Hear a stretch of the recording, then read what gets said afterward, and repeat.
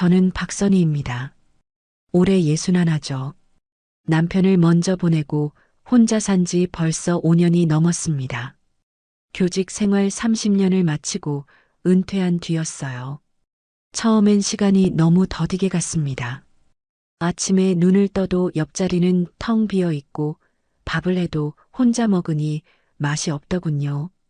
그러던 어느 날 대학 동창 미정이가 소개팅을 주선했습니다. 선이야, 이렇게만 살 거야? 아직 젊은데. 미정이는 늘 직설적이었어요. 저는 손사래를 쳤죠. 무슨 소리야? 이 나이에 무슨 재혼이야? 하지만 미정이는 고집이 세더군요. 결국 저는 떠밀리듯 나갔습니다. 그렇게 만난 사람이 윤태식이었어요. 첫인상은 좋았습니다. 키가 크고 자세가 반듯했죠. 회색 정장이 잘 어울렸고 무엇보다 말투가 부드러웠어요. 박선희 선생님이시죠? 반갑습니다. 윤태식이라고 합니다. 그는 제 손을 공손히 잡았습니다. 악수하는 손이 따뜻했어요. 저는 그 순간 가슴이 조금 두근거렸습니다.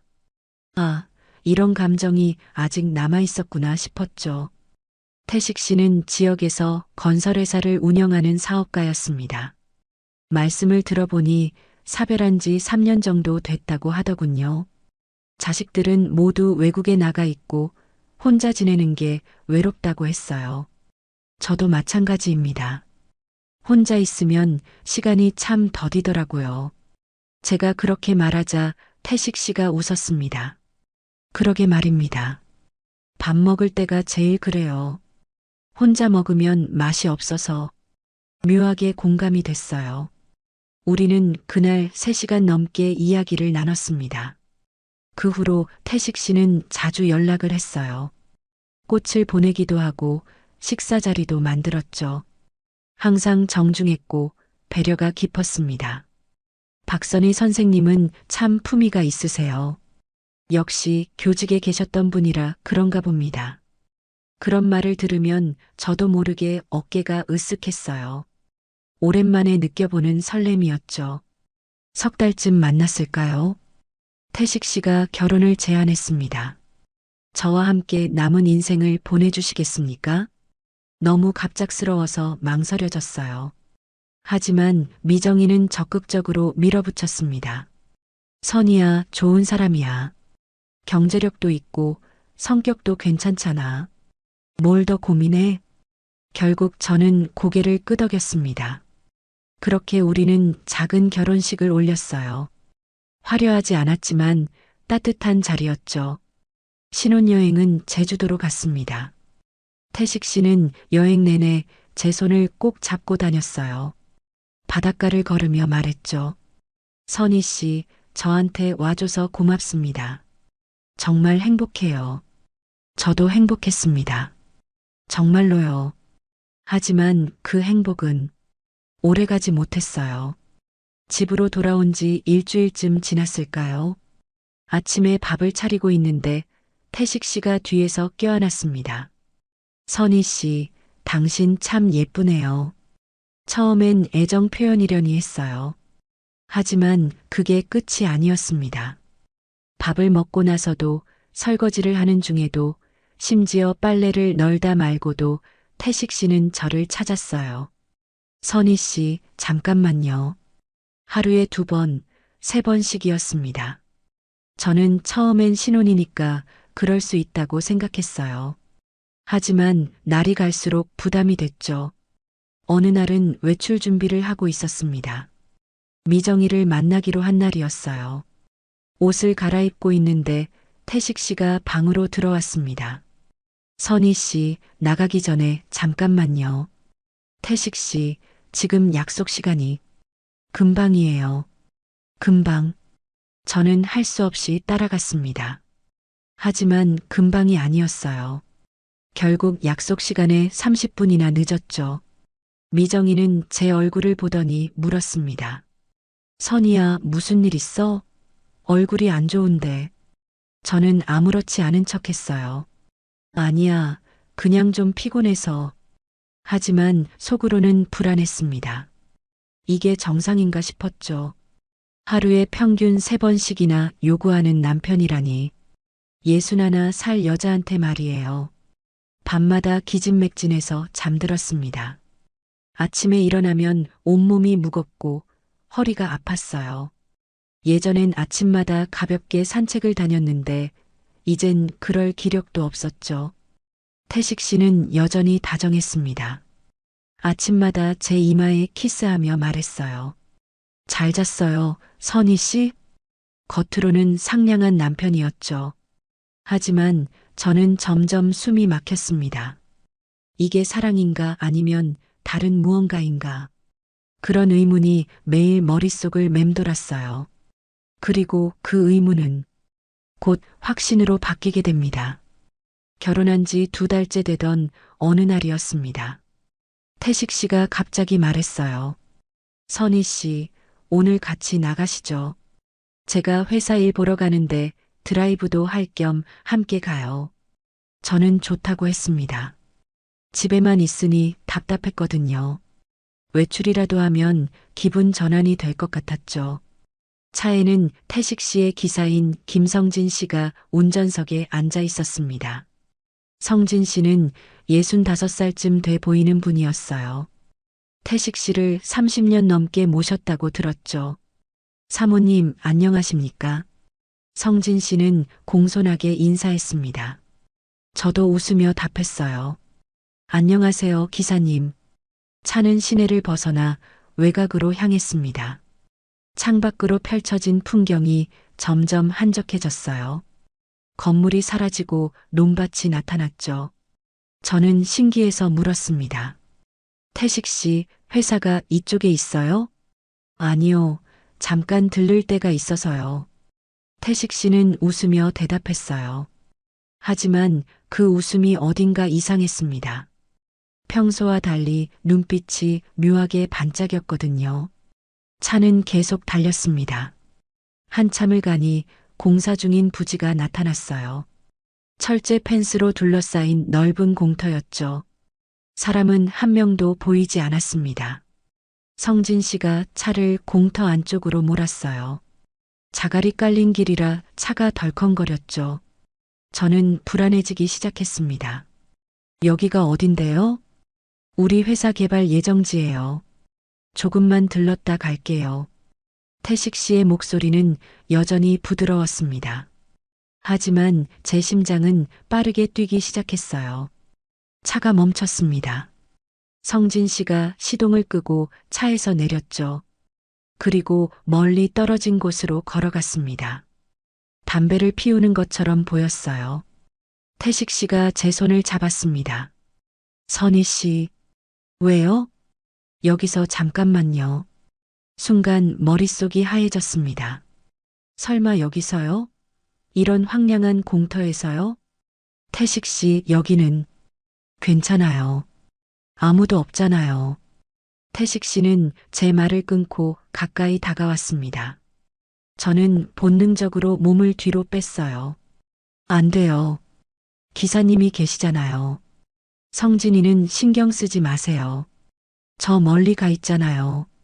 태식 씨의 목소리에는 거부를 용납하지 않는 단호함이 묻어났습니다. 저는 할 말을 잃었어요. 결국 저는 거절할 수 없었습니다. 차 안은 좁고 답답했어요. 창문은 색이 진해서 밖에서는 안이 잘 보이지 않았죠. 하지만 저는 온몸이 경직됐습니다. 성진 씨가 분명 알 텐데 어떻게 이럴 수가 있을까? 시간이 얼마나 지났을까요? 태식 씨는 만족스러운 표정으로 옷을 정리했습니다. 역시 선희 씨는 좋아요. 저는 아무 말도 할 수 없었어요. 부끄럽고 화가 나고 무엇보다 혼란스러웠습니다. 성진 씨가 다시 차로 돌아왔습니다. 아무 일도 없었던 것처럼 운전석에 앉더군요. 백미러로 저를 한번 쳐다봤어요. 그 눈빛이 묘했습니다. 동정인가 아니면 미안함인가. 성진 씨, 회사로 가죠. 예, 회장님. 차는 다시 움직였습니다. 저는 창밖만 바라봤어요. 아무 생각도 하고 싶지 않았죠. 집으로 돌아오는 내내 마음이 불편했습니다. 신혼부부라면 이럴 수도 있는 건가? 아니면 제가 너무 보수적인 건가? 스스로를 타이르고 또 타이렀어요. 하지만 며칠 뒤 또 같은 일이 벌어졌습니다. 선희 씨, 오늘도 같이 나가요. 이번에도 차는 그 공터로 향했어요. 똑같은 장소였습니다. 성진 씨는 또 멀리 가서 담배를 피웠죠. 그때 깨달았어요. 이건 우연이 아니라는 걸. 세 번째, 네 번째도 마찬가지였습니다. 항상 같은 장소, 같은 시간, 같은 방식이었어요. 마치 정해진 의식처럼요. 저는 더 이상 참을 수 없었습니다. 태식 씨, 왜 꼭 여기서 일해야 하는 거예요? 왜요? 좋잖아요. 조용하고. 하지만 기사님이 성진이는 신경 쓰지 말라니까요. 오래 알고 지낸 사이예요.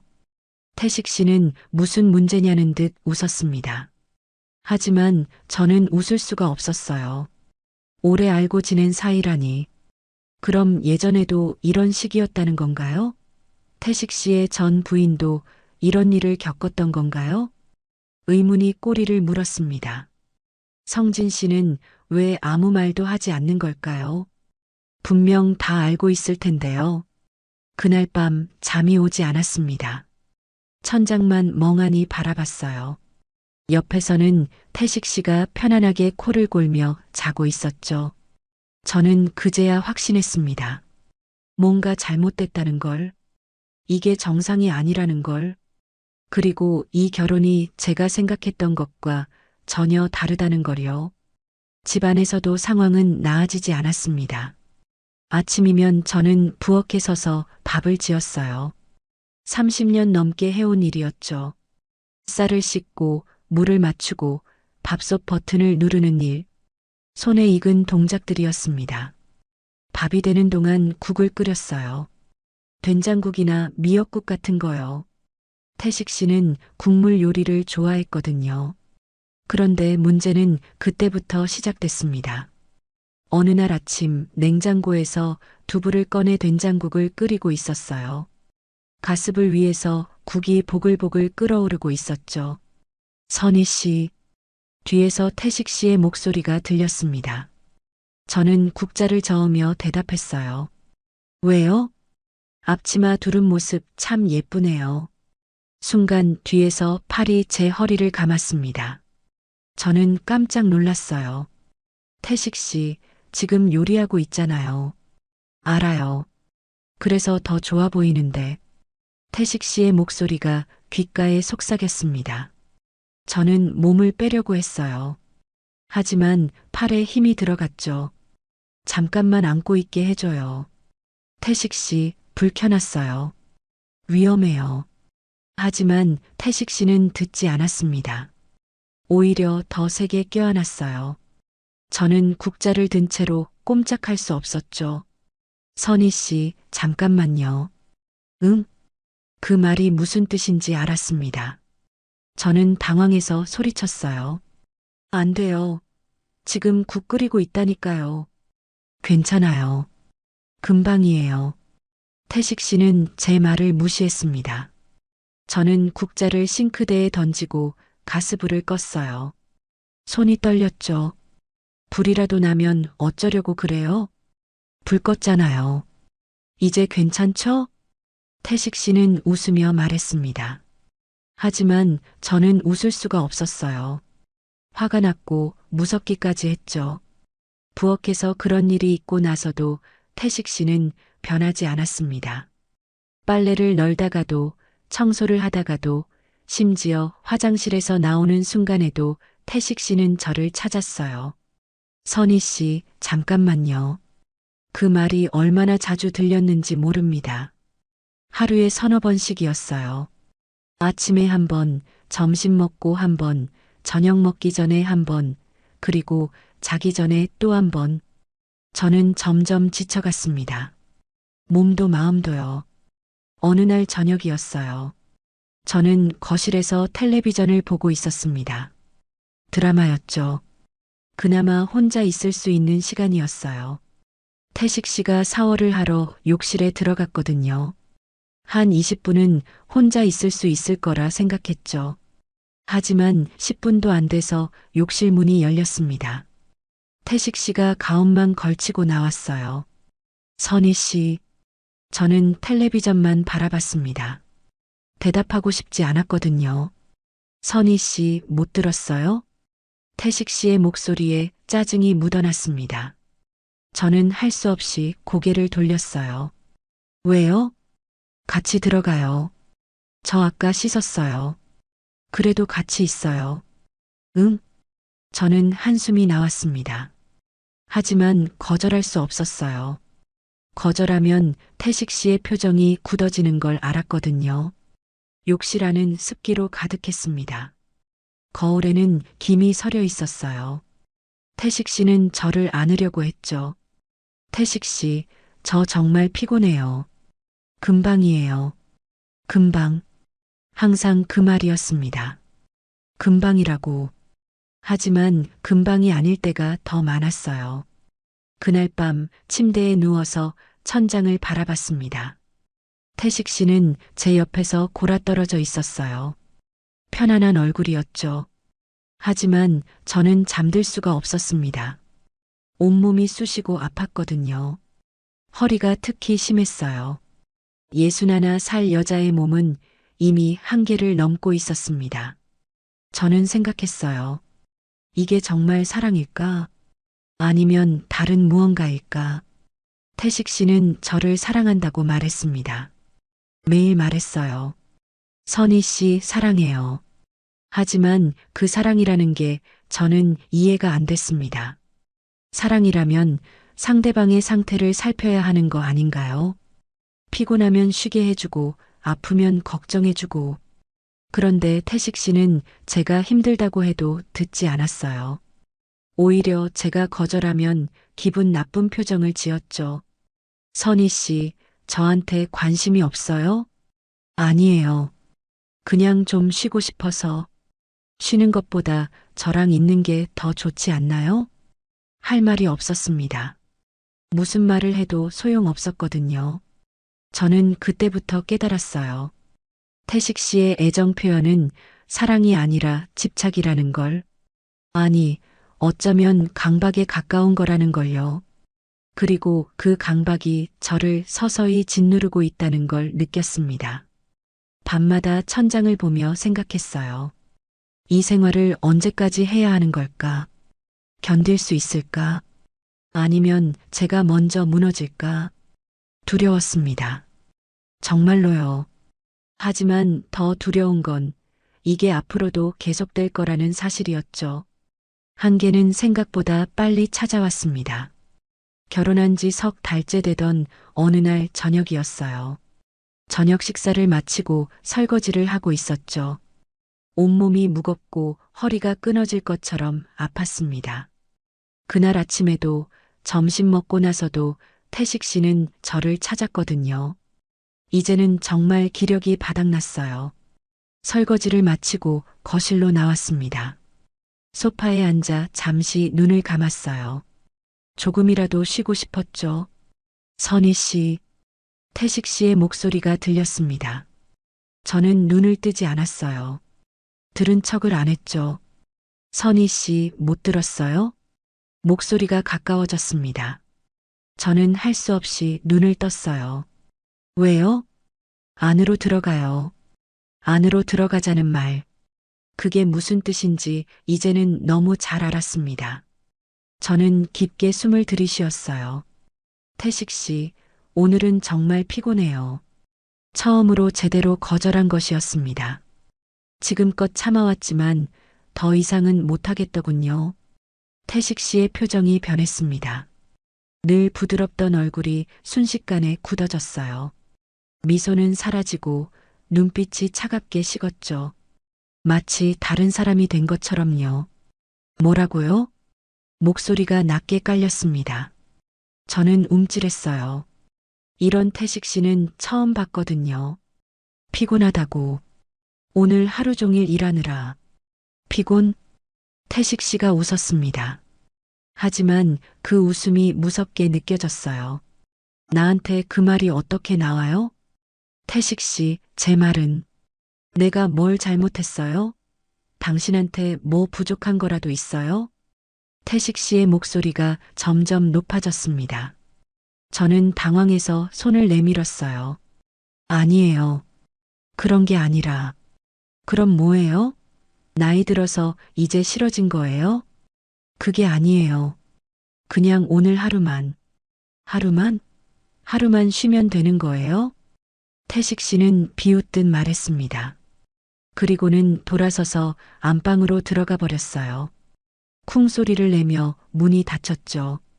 저는 그 자리에 멍하니 서 있었습니다. 심장이 빠르게 뛰었어요. 손도 떨렸죠.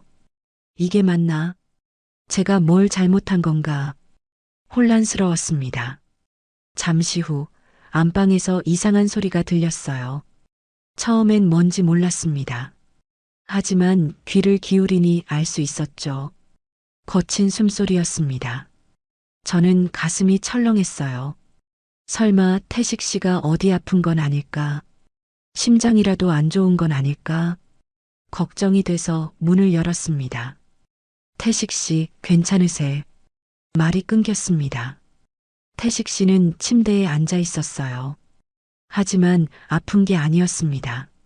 저는 그 순간을 평생 잊지 못할 것 같아요. 태식 씨는 혼자서도 긴장을 풀고 있었던 겁니다. 제가 들어온 걸 알았는데도 멈추지 않았어요. 오히려 저를 쳐다보며 말했죠. 이렇게라도 해야 하잖아요. 당신이 안 해주니까. 목소리에는 원망과 정당함이 섞여 있었습니다. 마치 자기가 할 수밖에 없었다는 듯이요.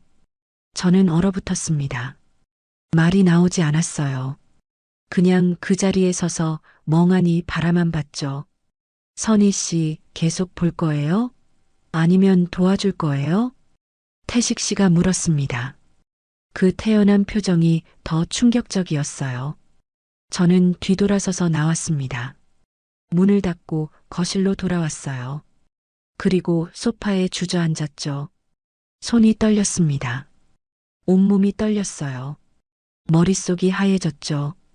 이게 정상인가? 이게 부부 사이에서 있을 수 있는 일인가? 아니었습니다. 분명 아니었어요.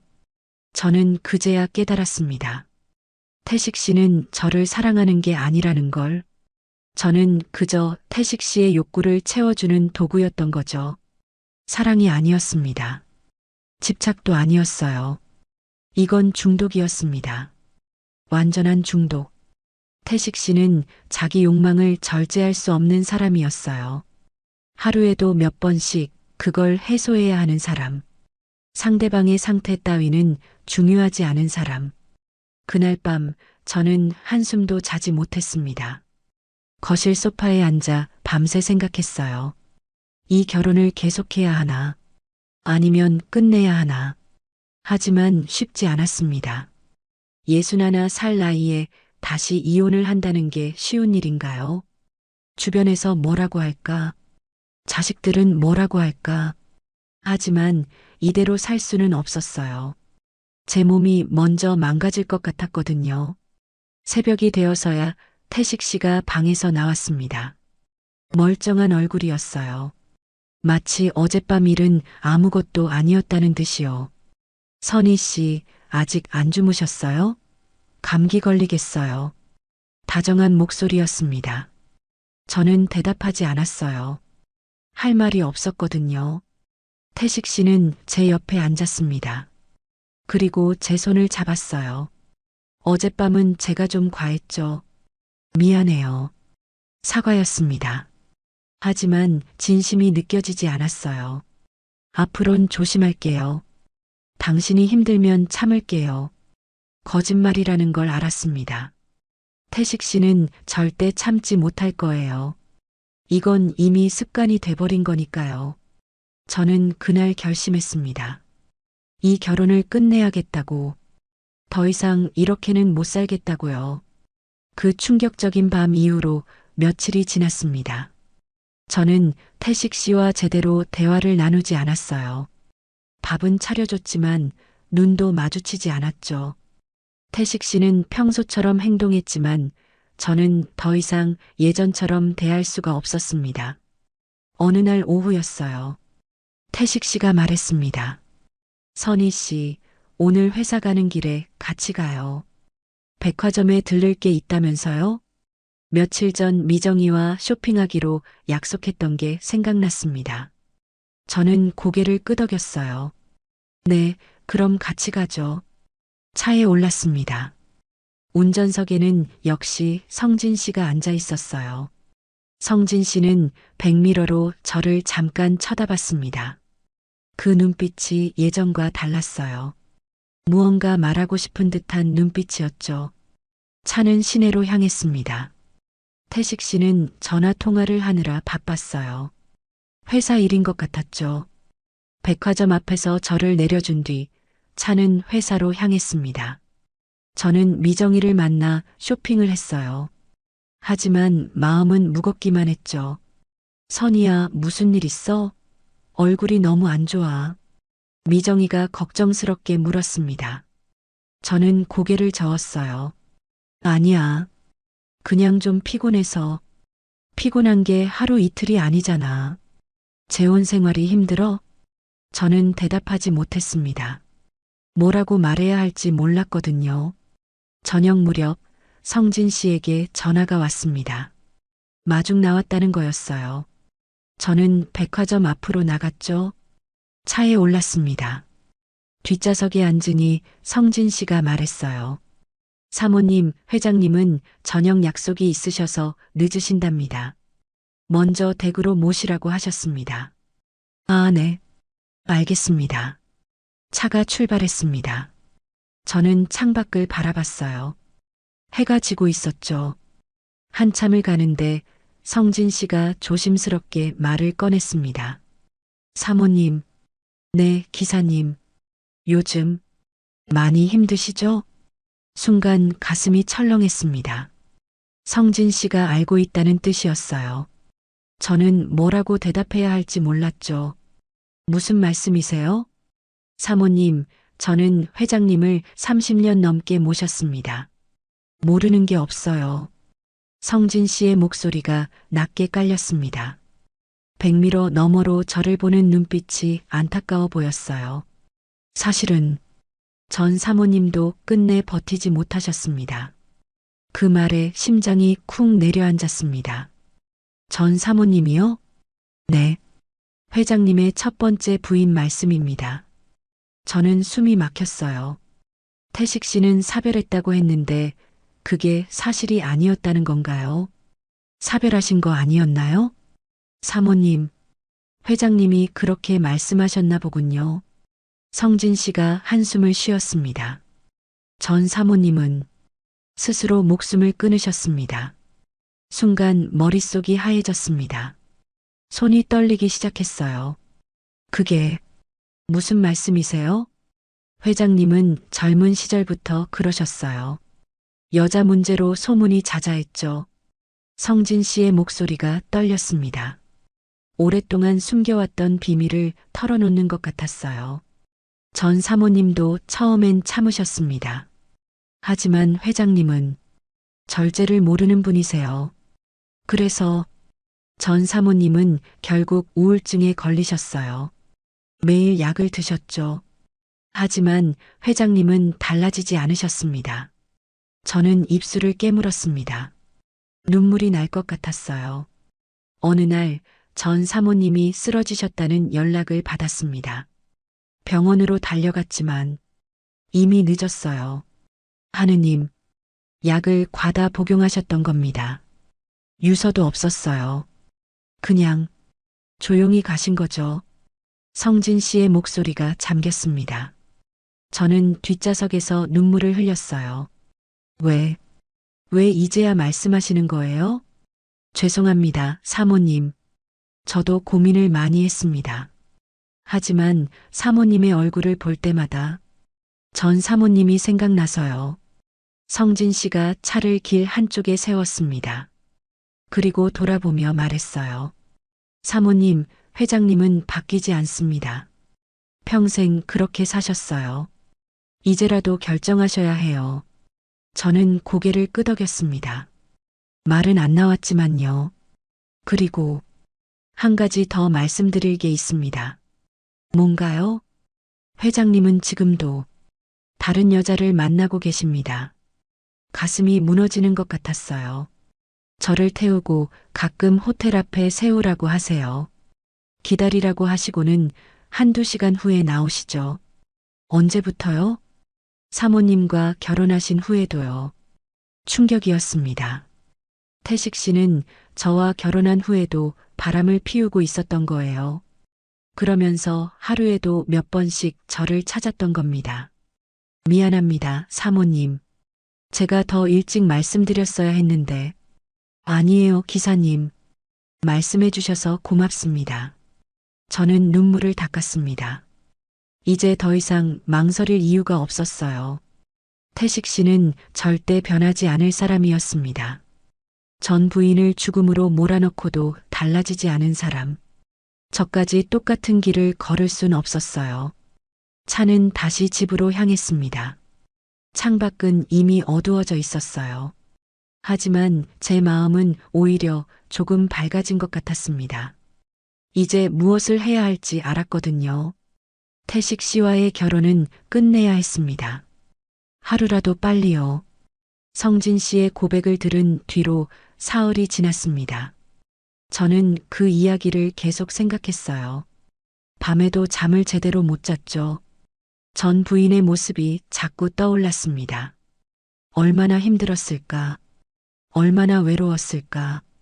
그리고 저도 그 길로 가고 있다는 게 두려웠어요. 태식 씨는 여전히 변함없었습니다. 아침에도, 낮에도, 밤에도 저를 찾았죠. 하지만 저는 이제 달랐어요. 태식 씨를 볼 때마다 역겨움이 밀려왔습니다. 이 사람이 다른 여자를 만나고 있다는 것. 그러면서 저한테도 하루 3번씩 요구한다는 것. 도대체 어떤 사람인 건지 이해할 수가 없었어요. 어느 날 아침 태식 씨가 말했습니다. 선희 씨, 오늘 같이 나가요. 공사 현장 시찰 가는데 바람이나 쐴 겸 함께 가죠. 저는 거절하고 싶었어요. 하지만 뭔가 확인하고 싶은 게 있었습니다. 성진 씨의 말이 정말 사실인지요. 네, 알겠어요. 차에 올랐습니다. 뒷좌석에 앉으니 가죽 냄새가 났어요. 익숙한 냄새였죠. 성진 씨가 시동을 걸었습니다. 백미러로 저를 한번 쳐다봤어요. 걱정스러운 눈빛이었죠. 차는 시내를 벗어나 외곽으로 향했습니다. 태식 씨는 옆자리에서 서류를 보고 있었어요. 저는 창밖을 바라봤죠. 그런데 발밑에서 뭔가 딱딱한 게 느껴졌습니다. 처음엔 신경 쓰지 않았어요. 그냥 차에 있던 물건이겠거니 했죠. 하지만 계속 신경이 쓰였습니다. 저는 발을 움직여 봤어요. 그러자 작은 물건이 구르는 소리가 났죠. 뭘까 싶어서 몸을 숙였습니다. 손으로 더듬어 그걸 집어들었어요. 작은 립스틱이었습니다. 고급스러운 브랜드였어요. 금빛 케이스에 빨간 로고가 박혀 있었죠. 저는 화장을 거의 안 하는 사람입니다. 립스틱도 몇 년째 같은 걸 쓰고 있었어요. 이건 제 것이 아니었습니다. 심장이 쿵쾅거리기 시작했어요. 손에 든 립스틱을 바라봤죠. 작고 예쁜 립스틱. 누군가가 이 차에서 떨어뜨린 거였습니다. 누구일까요? 성진 씨의 부인? 아니면 온몸에 소름이 돋았습니다. 저는 앞좌석을 쳐다봤어요. 태식 씨는 여전히 서류를 보고 있었죠. 아무것도 모르는 표정이었습니다. 성진 씨가 백미러로 저를 봤어요. 제 손에 든 립스틱을 본 것 같았죠. 성진 씨의 눈빛이 흔들렸습니다. 저는 입술을 깨물었어요. 이제는 확실했습니다. 성진 씨의 말이 사실이라는 것. 태식 씨가 다른 여자를 만나고 있다는 것. 그 여자가 이 차에 탔었다는 것. 어쩌면 제가 앉은 이 자리에 앉았을지도 모르죠. 구역질이 났습니다. 손에 든 립스틱을 던져버리고 싶었어요. 하지만 참았습니다. 증거니까요. 선희 씨, 왜 그래요? 태식 씨가 물었습니다. 저는 재빨리 립스틱을 핸드백에 넣었어요. 아니에요. 그냥 뭐 떨어진 것 같아서요. 뭐가요? 아무것도 아니에요. 태식 씨는 더 이상 묻지 않았습니다. 다시 서류를 봤죠. 하지만 저는 진정할 수가 없었어요. 머릿속이 복잡했습니다. 언제 만났을까? 어떤 여자일까? 얼마나 자주 만나는 걸까? 궁금한 게 너무 많았지만 동시에 알고 싶지 않았습니다. 알면 알수록 더 아플 것 같았거든요. 공사 현장에 도착했습니다. 태식 씨가 차에서 내렸어요. 선희 씨는 차에서 기다려요. 금방 올게요. 네. 태식 씨가 사라지자 성진 씨가 조심스럽게 말했습니다. 사모님, 그거. 알아요, 기사님. 말 안 하셔도 돼요. 죄송합니다. 제가 차를 더 꼼꼼히 확인했어야 했는데. 기사님 잘못이 아니에요. 저는 창밖을 바라봤습니다. 눈물이 날 것 같았지만 참았어요. 사모님, 결정하셨습니까? 네. 이혼할 거예요. 잘 생각하셨습니다. 사모님은 이런 삶을 살 분이 아니에요. 성진 씨의 목소리가 따뜻했습니다. 저는 고개를 끄덕였어요. 한참 후 태식 씨가 돌아왔습니다. 기분이 좋아 보였어요. 잘 진행되고 있어요. 내년이면 완공이에요. 그래요. 기분 안 좋아요? 얼굴이 안 좋은데. 아니에요. 좀 피곤해서요. 그래요? 집에 가면 쉬어요. 태식 씨는 제 손을 잡았습니다. 저는 온몸에 힘을 주고 참았어요. 그 손을 뿌리치고 싶었지만 참았죠. 집으로 돌아오는 길, 저는 핸드백 속 립스틱을 만졌습니다. 차갑고 딱딱한 느낌. 이게 증거였어요. 태식 씨의 거짓말을 증명하는 증거. 집에 도착했습니다. 차에서 내리며 성진 씨가 작게 말했어요. 사모님, 힘내세요. 고맙습니다, 기사님. 현관문을 열고 들어왔습니다. 태식 씨는 곧바로 서재로 들어갔어요. 저는 안방으로 갔죠. 침대에 앉아 핸드백을 열었습니다. 립스틱을 꺼내 손바닥에 올려놨어요. 이 작은 물건 하나가 모든 걸 바꿔놓았습니다. 성진 씨의 말을 믿게 됐고 이혼을 결심하게 됐죠. 저는 립스틱을 서랍 깊숙이 넣었습니다. 언젠가 필요할 때가 올 거예요. 태식 씨와 이야기할 때요. 그날 밤 태식 씨가 방으로 들어왔습니다. 선희 씨, 왜요? 오늘은 일찍 자요. 피곤해 보여요. 의외였습니다. 늘 저를 찾던 태식 씨가 먼저 그런 말을 하다니요. 네, 그럴게요. 태식 씨는 옆에 누웠습니다. 곧 코를 골기 시작했어요. 저는 천장을 바라봤습니다. 내일부터 준비해야겠다고 생각했어요. 이혼 준비를요. 미정이한테 전화해야겠다고 생각했습니다. 변호사도 알아봐야 하고 재산 정리도 해야 하고 해야 할 일이 많았지만 마음은 오히려 편했습니다. 드디어 이 악몽 같은 결혼에서 벗어날 수 있을 것 같았거든요. 립스틱을 발견한 뒤로 일주일이 지났습니다. 그 일주일 동안 저는 혼자 끙끙 앓았어요. 밤마다 뒤척이고 낮에도 멍하니 앉아 있었죠. 식욕도 없었습니다. 밥을 입에 넣어도 넘어가지 않았어요. 태식 씨는 여전했습니다. 아침에도 저녁에도 저를 찾았죠. 저는 기계처럼 따라갔어요. 거부하면 더 복잡해질 것 같았거든요. 하지만 마음은 이미 떠나 있었습니다. 어느 날 오후 저는 더 이상 참을 수 없었어요. 미정이에게 전화를 걸었죠. 미정아, 시간 있어? 왜? 무슨 일 있어? 만나서 얘기할게. 지금 나갈 수 있어? 그래, 어디로 올래? 우리 동네 카페로 올게. 전화를 끊고 옷을 갈아입었습니다. 거울을 보니 제 얼굴이 낯설었어요. 이렇게 수척해진 얼굴은 처음 봤죠. 카페에 도착하니 미정이가 이미 와 있었습니다. 저를 보자마자 깜짝 놀라는 표정이었어요. 선이야, 얼굴이 왜 이래? 많이 아파? 저는 그 말에 눈물이 터져 나왔습니다. 참고 있던 게 한꺼번에 쏟아졌어요. 미정아. 왜 그래? 무슨 일 있어? 미정이가 황급히 제 손을 잡았습니다. 저는 한참을 울었어요. 카페 안 사람들이 쳐다봤지만 신경 쓰지 않았죠. 나, 이제 더는 못 살겠어. 무슨 소리야? 무슨 일인데? 저는 미정이에게 모든 걸 털어놨습니다. 하루 3번씩 요구하는 남편 이야기, 차 안에서 있었던 일, 부엌에서 위험했던 순간들, 그리고 립스틱을 발견한 것까지요. 미정이는 말없이 듣고 있었습니다. 표정이 점점 굳어졌어요.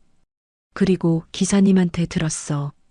전 부인이 자살했다는 거, 태식 씨가 바람을 피웠다는 거. 뭐? 미정이가 소리쳤습니다. 주변 사람들이 놀라서 쳐다봤어요. 미안해. 근데 선이야, 그게 정말이야? 응. 기사님이 직접 말씀하셨어. 그리고 지금도 다른 여자를 만나고 있대. 미정이가 테이블을 탁 쳤습니다. 그 나쁜 자식. 아니, 미안. 근데 화가 나서 그래. 나도 화나. 근데 더 무서워. 나도 전 부인처럼 될 것 같아서.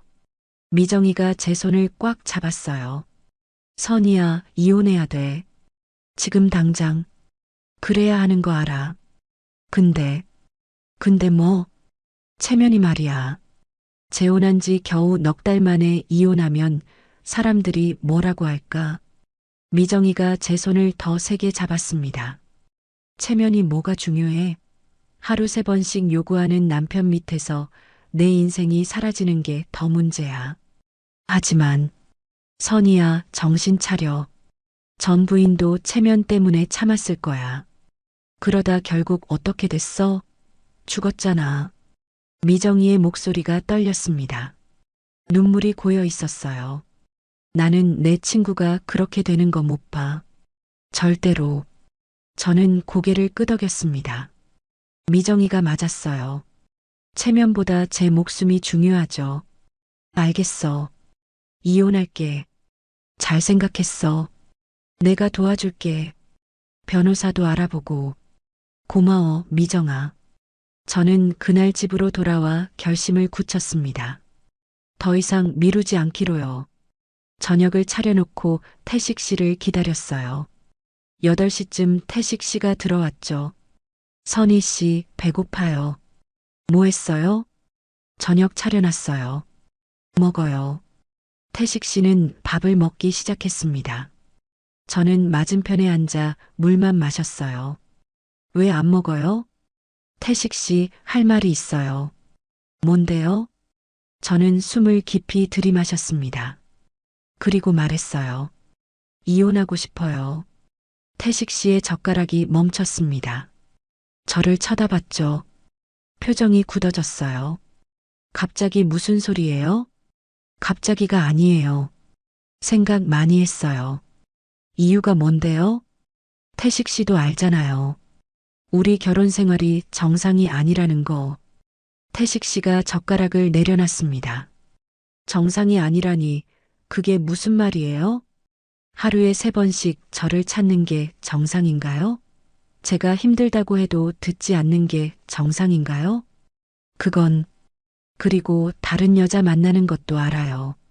태식 씨의 얼굴이 하얗게 질렸습니다. 누가 그런 헛소리를. 헛소리가 아니에요. 증거도 있어요. 저는 서랍에서 립스틱을 꺼내 테이블 위에 놨습니다. 태식 씨는 그걸 보더니 말이 없었어요. 어차피 태식 씨도 저한테 만족 못하는 거잖아요.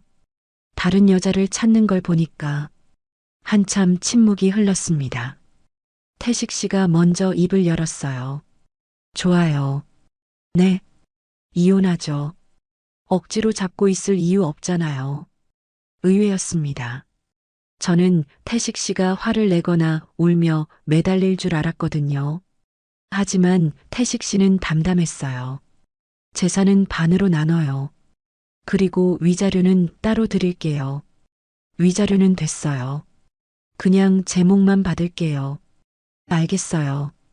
변호사 선임하세요. 빨리 정리하죠. 태식 씨는 자리에서 일어났습니다. 그리고 서재로 들어가 버렸어요. 저는 테이블에 앉아 멍하니 있었습니다. 이렇게 쉽게 끝날 줄은 몰랐어요. 허무했지만 동시에 안도감이 밀려왔죠. 드디어 끝났구나. 이 악몽 같은 결혼이 끝났구나. 그날 밤 저는 객실에서 잤습니다. 침대에 누워 천장을 바라봤어요. 눈물이 났지만 슬픈 눈물은 아니었습니다. 해방감에서 나오는 눈물이었어요. 일주일 뒤 이혼 절차가 시작됐습니다. 태식 씨는 약속대로 재산을 정리해줬어요. 생각보다 많은 돈이었죠. 이 정도면 평생 걱정 없이 사실 거예요. 변호사가 말했습니다. 저는 고개를 끄덕였어요. 한 달 후 이혼이 확정됐습니다. 저는 집을 나왔어요. 태식 씨는 배웅도 안 나왔죠. 성진 씨만 현관 앞에 서 있었습니다. 사모님, 잘 결정하셨습니다. 행복하세요. 고맙습니다, 기사님. 기사님도 건강하세요. 저는 짐을 들고 집을 나섰습니다. 뒤돌아보지 않았어요. 이제 새로운 삶이 시작되는 거니까요. 이혼 후 첫날 아침이었습니다. 작은 원룸 아파트에서 눈을 떴어요. 창문으로 햇살이 들어왔죠. 침대는 좁았고 방은 작았습니다. 하지만 마음만큼은 넓고 편안했어요. 옆자리가 비어 있었지만 두렵지 않았습니다. 오히려 홀가분했죠. 저는 일어나 커튼을 걷었어요. 바깥 풍경이 보였습니다. 평범한 주택가였지만 제 눈엔 아름다워 보였어요. 새로 시작하는 거야. 혼잣말을 했습니다. 거울 속 제 얼굴을 봤어요. 수척했지만 눈빛만큼은 살아있었죠. 이혼 합의금으로 받은 돈은 은행에 넣어뒀습니다. 당분간은 걱정 없이 지낼 수 있을 만큼의 돈이었어요. 하지만 저는 그냥 놀고 있고 싶지 않았죠. 뭔가 의미 있는 일을 하고 싶었습니다. 며칠 뒤 미정이가 찾아왔어요. 선이야, 이사 축하해. 고마워, 미정아. 들어와. 미정이는 집안을 둘러봤습니다. 작긴 하지만 아늑하다. 내 집 같아. 그치? 나도 마음에 들어. 우리는 커피를 마시며 이야기를 나눴어요. 미정이가 물었습니다. 앞으로 뭐 할 거야? 아직 잘 모르겠어. 근데 뭔가 하고 싶어? 그냥 놀고만 있기는 싫거든. 교사 출신이니까 가르치는 일은 어때? 생각은 해봤는데 뭘 가르칠지 몰라서. 미정이가 휴대폰을 꺼내 뭔가를 검색했어요. 여기 봐. 다문화 가정 아이들 한글 가르치는 봉사활동이래. 관심 있어? 저는 화면을 들여다봤습니다. 사진 속 아이들이 웃고 있었어요. 갑자기 가슴이 뛰었죠. 해볼까? 해봐. 너한테 딱 맞을 것 같은데. 그날 저녁 저는 센터에 전화를 걸었습니다. 다음 주부터 나올 수 있냐고 물었어요. 담당자는 환영한다고 했죠. 선생님 같은 분이 필요했어요. 경력 있는 교사 선생님이 오시면 큰 도움이 될 거예요. 전화를 끊고 나니 오랜만에 설렜습니다. 무언가를 기대하게 되는 느낌. 태식 씨와 있을 때는 느껴보지 못한 감정이었어요. 일주일 후 센터에 첫 출근을 했습니다. 건물은 오래됐지만 깨끗했어요. 복도를 걸어가니 아이들 웃음소리가 들렸죠. 안녕하세요. 박선희입니다. 어서 오세요, 선생님. 기다렸어요. 센터장님이 반갑게 맞아줬습니다.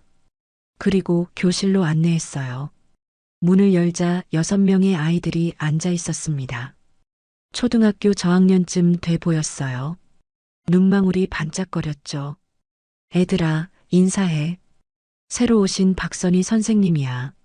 안녕하세요. 아이들이 일제히 인사했습니다. 저는 웃으며 답했어요. 안녕, 친구들. 선생님이랑 재밌게 공부하자. 첫 수업을 시작했습니다. 한글 자음과 모음을 가르쳤어요. 아이들은 열심히 따라했죠.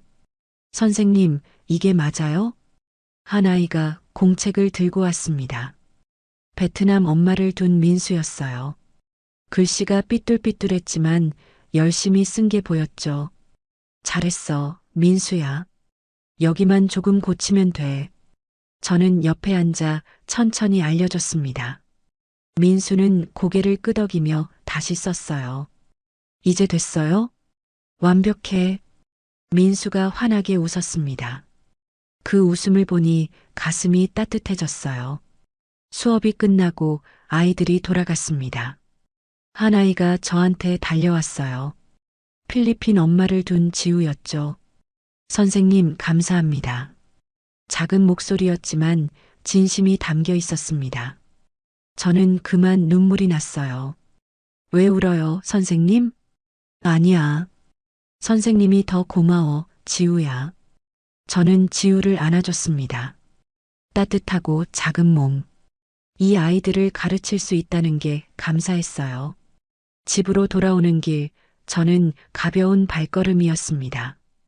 가슴이 뿌듯했어요. 오랜만에 느껴보는 보람이었죠. 태식 씨와 있을 때는 매일이 지옥이었습니다. 하루 평균 3번씩 저를 찾는 남편. 제 의사는 중요하지 않았죠. 그저 남편의 욕구를 채워주는 도구였을 뿐이에요. 하지만 지금은 달랐습니다. 제가 누군가에게 필요한 사람이 됐어요. 아이들에게 도움을 주는 사람, 의미 있는 일을 하는 사람. 몇 달이 지났습니다. 아이들은 많이 늘었어요. 한글 실력도 일취월장했죠. 민수는 이제 동화책을 읽을 수 있게 됐고, 지우는 일기를 쓰기 시작했습니다. 선생님, 오늘 일기 써왔어요. 지우가 공책을 내밀었어요. 저는 받아서 읽었죠. 오늘 박선희 선생님이 칭찬해줬어요. 기분이 좋았어요. 선생님 사랑해요. 마지막 문장을 읽는 순간 눈물이 핑 돌았습니다. 선생님도 지우 사랑해. 저는 지우를 꼭 안아줬어요. 이런 순간들이 제 삶을 채워주고 있었습니다. 어느 날 저녁 미정이가 전화했습니다. 선희야, 요즘 어때? 좋아. 정말 좋아. 목소리 들으니까 알겠다. 많이 밝아졌어. 응. 이제야 살 것 같아. 다행이다. 그때 이혼 안 했으면 어쩔 뻔했어. 저는 창밖을 바라봤습니다. 별이 반짝이고 있었어요. 미정아, 고마워. 내가 없었으면 못했을 거야. 무슨 소리야? 내가 용기 낸 거지. 전화를 끊고 나니 문득 생각이 들었습니다. 자그마치 하루 평균 3번의 남편. 그 끔찍한 결혼 생활이 악몽 같았지만 덕분에 제가 진짜 원하는 게 뭔지 알게 됐어요. 사랑은 집착이 아니었습니다. 상대를 존중하고 배려하는 거였죠. 행복은 돈이 아니었습니다. 보람을 느끼며 사는 거였어요. 그리고 자유는 혼자 있는 게 아니었습니다. 내가 선택할 수 있는 거였죠. 저는 이제 자유롭습니다. 누구에게도 강요당하지 않고 제가 원하는 대로 살아요. 아이들을 가르치고 친구들을 만나고 책을 읽고 산책을 다닙니다. 소박하지만 행복한 삶이에요. 다음 날 아침 센터로 가는 길이었습니다. 햇살이 따뜻했어요. 저는 걸으며 웃었죠. 이제야 알겠어요.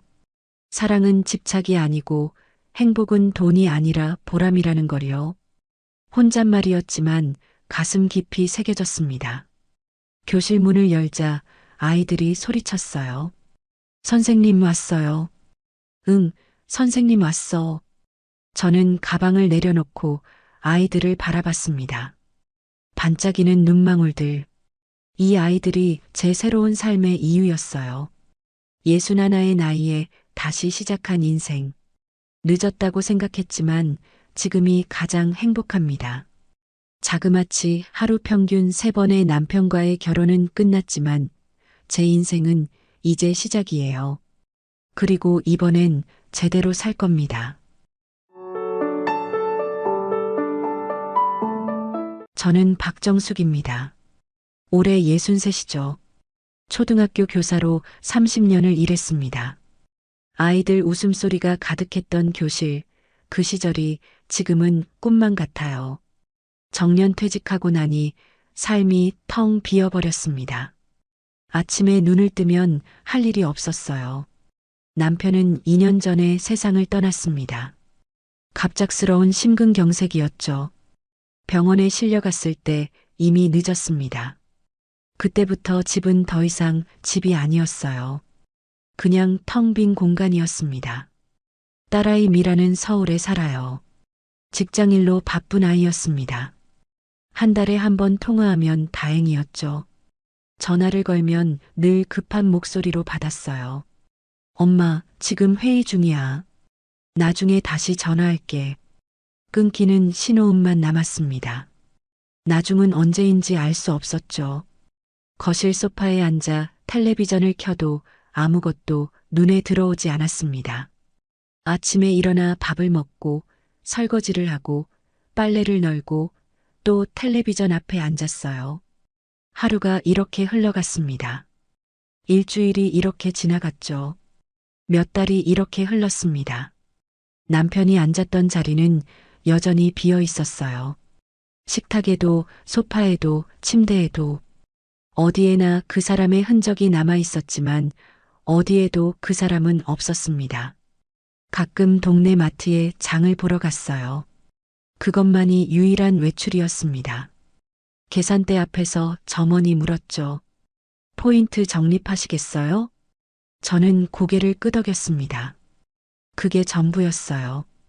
누군가와 나눈 대화의 전부였습니다. 집으로 돌아오는 길은 늘 무거웠어요. 현관문을 열면 어둠만 반겼습니다. 불을 켜도 집은 여전히 어두웠죠. 마음속 어둠은 불로 밝힐 수 없었으니까요. 밤이 되면 침대에 누웠습니다. 천장을 바라보며 생각했어요. 내일도 오늘과 같겠죠. 모레도 내일과 같을 겁니다. 평생 이렇게 살아야 하나. 그런 생각이 들었습니다. 어느 날 옛 동창 최선영에게서 전화가 왔어요. 선영이는 남편과 함께 잘 살고 있는 친구였습니다. 목소리가 밝았죠. 정수가, 너 요즘 뭐하니? 저는 대답했습니다. 그냥 집에 있지. 맨날 집에만 있으면 병 걸려. 바람 쐬러 거제도 한번 다녀오자. 우리 둘이. 거제도. 평생 가본 적 없는 곳이었습니다. 가고 싶지 않았어요. 아니, 정확히는 귀찮았습니다. 집 밖을 나서는 게 너무 힘들었죠. 난 그냥 집에 있을래. 정수가 제발. 너 이러다 진짜 우울증 걸려. 한 번만 나와봐. 응? 선영이는 계속 설득했습니다. 1시간 넘게 통화했어요. 결국 저는 항복했습니다. 알았어. 갈게. 전화를 끊고 나니 후회가 밀려왔습니다. 왜 승낙했을까? 하지만 이미 늦었어요. 선영이는 바로 여행 날짜를 잡았으니까요. 출발 전날 밤 저는 가방을 쌌습니다. 옷을 몇 벌 넣고 세면도구를 챙겼죠. 오랜만에 하는 여행 준비였습니다. 손이 어색했어요. 거울 앞에 섰습니다. 거울 속 저는 낯설었어요. 머리는 하얗게 새었고 얼굴에는 주름이 가득했습니다. 언제 이렇게 늙었을까? 저는 눈을 감았습니다. 그날 밤 잠이 오지 않았어요. 내일 무슨 일이 일어날지 알 수 없었습니다. 아니, 아무 일도 일어나지 않겠죠. 그냥 여행 갔다가 돌아올 뿐이었으니까요. 하지만 가슴 한구석이 두근거렸습니다. 오랜만에 느끼는 감정이었어요. 기대라고 부르기엔 너무 작았지만 분명 뭔가 달랐습니다. 새벽녘에 잠이 들었습니다. 꿈을 꿨어요. 남편이 나왔습니다. 남편은 웃으며 말했죠. 당신, 이제 좀 살아봐. 꿈에서 깨어났을 때 베개가 젖어 있었습니다. 울었던 모양이에요. 하지만 이상하게도 마음은 조금 가벼웠습니다. 아침이 밝았습니다. 출발할 시간이었죠. 아침 7시 선영이가 차를 몰고 집 앞에 도착했습니다. 경적을 울렸어요. 저는 가방을 들고 나갔죠. 선영이는 창문을 내리고 손을 흔들었습니다. 정수가 빨리 타. 차에 올라타니 선영이가 환하게 웃었어요. 오랜만에 보는 친구의 얼굴이었습니다. 주름이 늘긴 했지만 여전히 밝은 표정이었죠. 우와, 진짜 나왔네. 나 오늘 너 안 나올 줄 알았어. 약속했잖아. 그래도 너 성격에 마음 바뀔 줄 알았지. 선영이는 운전대를 잡으며 말했습니다. 오늘은 진짜 재밌게 놀자. 응? 저는 고개를 끄덕였어요. 하지만 솔직히 기대는 안 됐습니다. 그냥 다녀오면 그만이었죠. 고속도로에 진입했습니다. 차창 밖으로 풍경이 빠르게 지나갔어요. 산과 들판, 그리고 하늘. 오랜만에 보는 바깥 풍경이었습니다. 신기하게도 마음이 조금 열리는 느낌이었죠. 선영이가 라디오를 켰습니다. 경쾌한 음악이 흘러나왔어요. 선영이는 음악에 맞춰 어깨를 들썩였습니다. 정수가, 너 거제도 처음이지? 응. 한 번도 안 가봤어. 바다 진짜 예쁘더라. 우리 회도 먹고 해안도로도 드라이브하고 완전 힐링 코스야. 선영이는 신이 나서 떠들었습니다. 저는 그저 듣고만 있었어요. 대답하기가 귀찮았죠. 아니, 정확히는 대화하는 게 어색했습니다. 너무 오래 혼자 있었으니까요. 1시간쯤 지났을까? 휴게소에 들렀습니다. 화장실을 다녀오고 커피를 샀어요. 선영이는 호두과자를 사왔습니다. 하나 먹어봐. 여기 거 맛있어. 저는 한 입 베어 물었습니다. 달콤했어요. 오랜만에 먹는 간식이었죠. 집에서는 이런 거 사 먹을 생각도 안 했으니까요. 다시 차에 올랐습니다. 거제까지는 2시간 정도 남았다고 했어요. 선영이는 계속 이야기를 이어갔습니다. 정수가, 너 진짜 집에만 있으면 안 돼. 사람은 사람을 만나야 해. 나 괜찮아. 무슨 소리야? 안 괜찮은 거 눈에 다 보이는데. 선영이의 목소리가 조금 낮아졌습니다. 너 형부 떠나보내고 많이 힘들었지. 나도 알아. 근데 이제 좀 살아야지. 형부도 그걸 바랄 거야. 저는 대답하지 않았습니다. 목이 메어왔어요. 선영이는 더 이상 그 이야기를 꺼내지 않았죠. 차는 계속 달렸습니다. 어느새 바다가 보이기 시작했어요. 푸른 물결이 햇빛에 반짝였습니다. 저는 창밖을 물끄러미 바라봤어요. 남편과 함께 바다에 온 적이 있었습니다. 신혼여행 때였죠. 그때 남편이 말했어요. 여보, 우리 늙으면 바닷가에 집 하나 사서 살자. 그 약속은 지켜지지 않았습니다. 남편은 먼저 떠났으니까요. 거제도에 도착했습니다.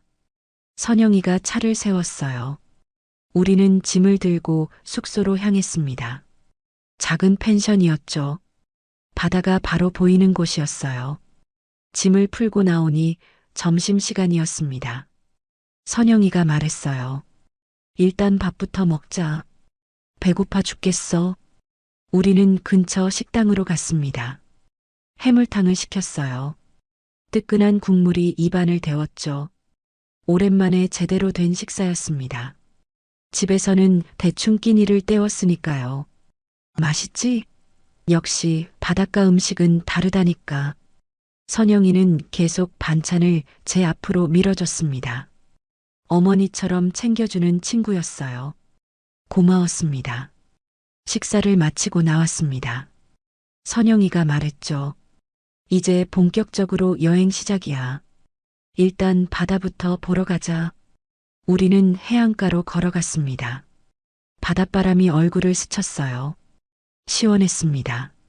파도 소리가 귀를 채웠죠. 저는 멈춰 섰습니다. 바다를 바라봤어요. 넓었습니다. 끝이 보이지 않았죠. 저의 삶도 이렇게 넓어질 수 있을까? 그런 생각이 문득 들었습니다. 선영이가 제 팔을 잡았어요. 정수가 있잖아. 응? 너 이번 여행에서 좋은 인연 생기면 인생 반전 아니겠어? 갑자기 무슨 소리인지 몰랐습니다. 저는 선영이를 쳐다봤어요. 무슨 소리야? 아니, 그냥 우리 나이에도 연애할 수 있잖아. 누가 알아? 여기서 멋진 남자 만날 수도 있지. 선영이는 장난스럽게 웃었습니다. 저는 손을 휘저으며 말했죠. 말도 안 돼. 내가 무슨 연애야. 왜 안 돼? 너 아직 젊어. 63이 뭐 대수야. 요즘 예수는 새파랗게 젊은 나이라고. 저는 웃어넘겼습니다. 하지만 가슴 한구석이 이상하게 간지러웠어요. 연애. 그 단어를 얼마 만에 듣는 걸까? 남편과 사랑했던 기억이 떠올랐습니다. 설레던 순간들, 행복했던 시간들. 그게 벌써 몇십 년 전 일이었죠. 다시 그런 감정을 느낄 수 있을까? 저는 고개를 저었습니다. 말도 안 되는 상상이었어요. 하지만 그날 밤 잠자리에 누워서 선영이의 말이 자꾸 떠올랐습니다. 좋은 인연, 인생 반전, 그런 일이 정말 일어날 수 있을까? 저는 천장을 바라봤어요. 어둠 속에서 희미한 기대가 피어올랐습니다. 인정하고 싶지 않았지만 분명히 있었어요. 묘한 설렘이. 다음 날 아침 선영이가 저를 깨웠습니다. 정수가 일어나. 오늘 장터 가보자. 진짜 재밌대.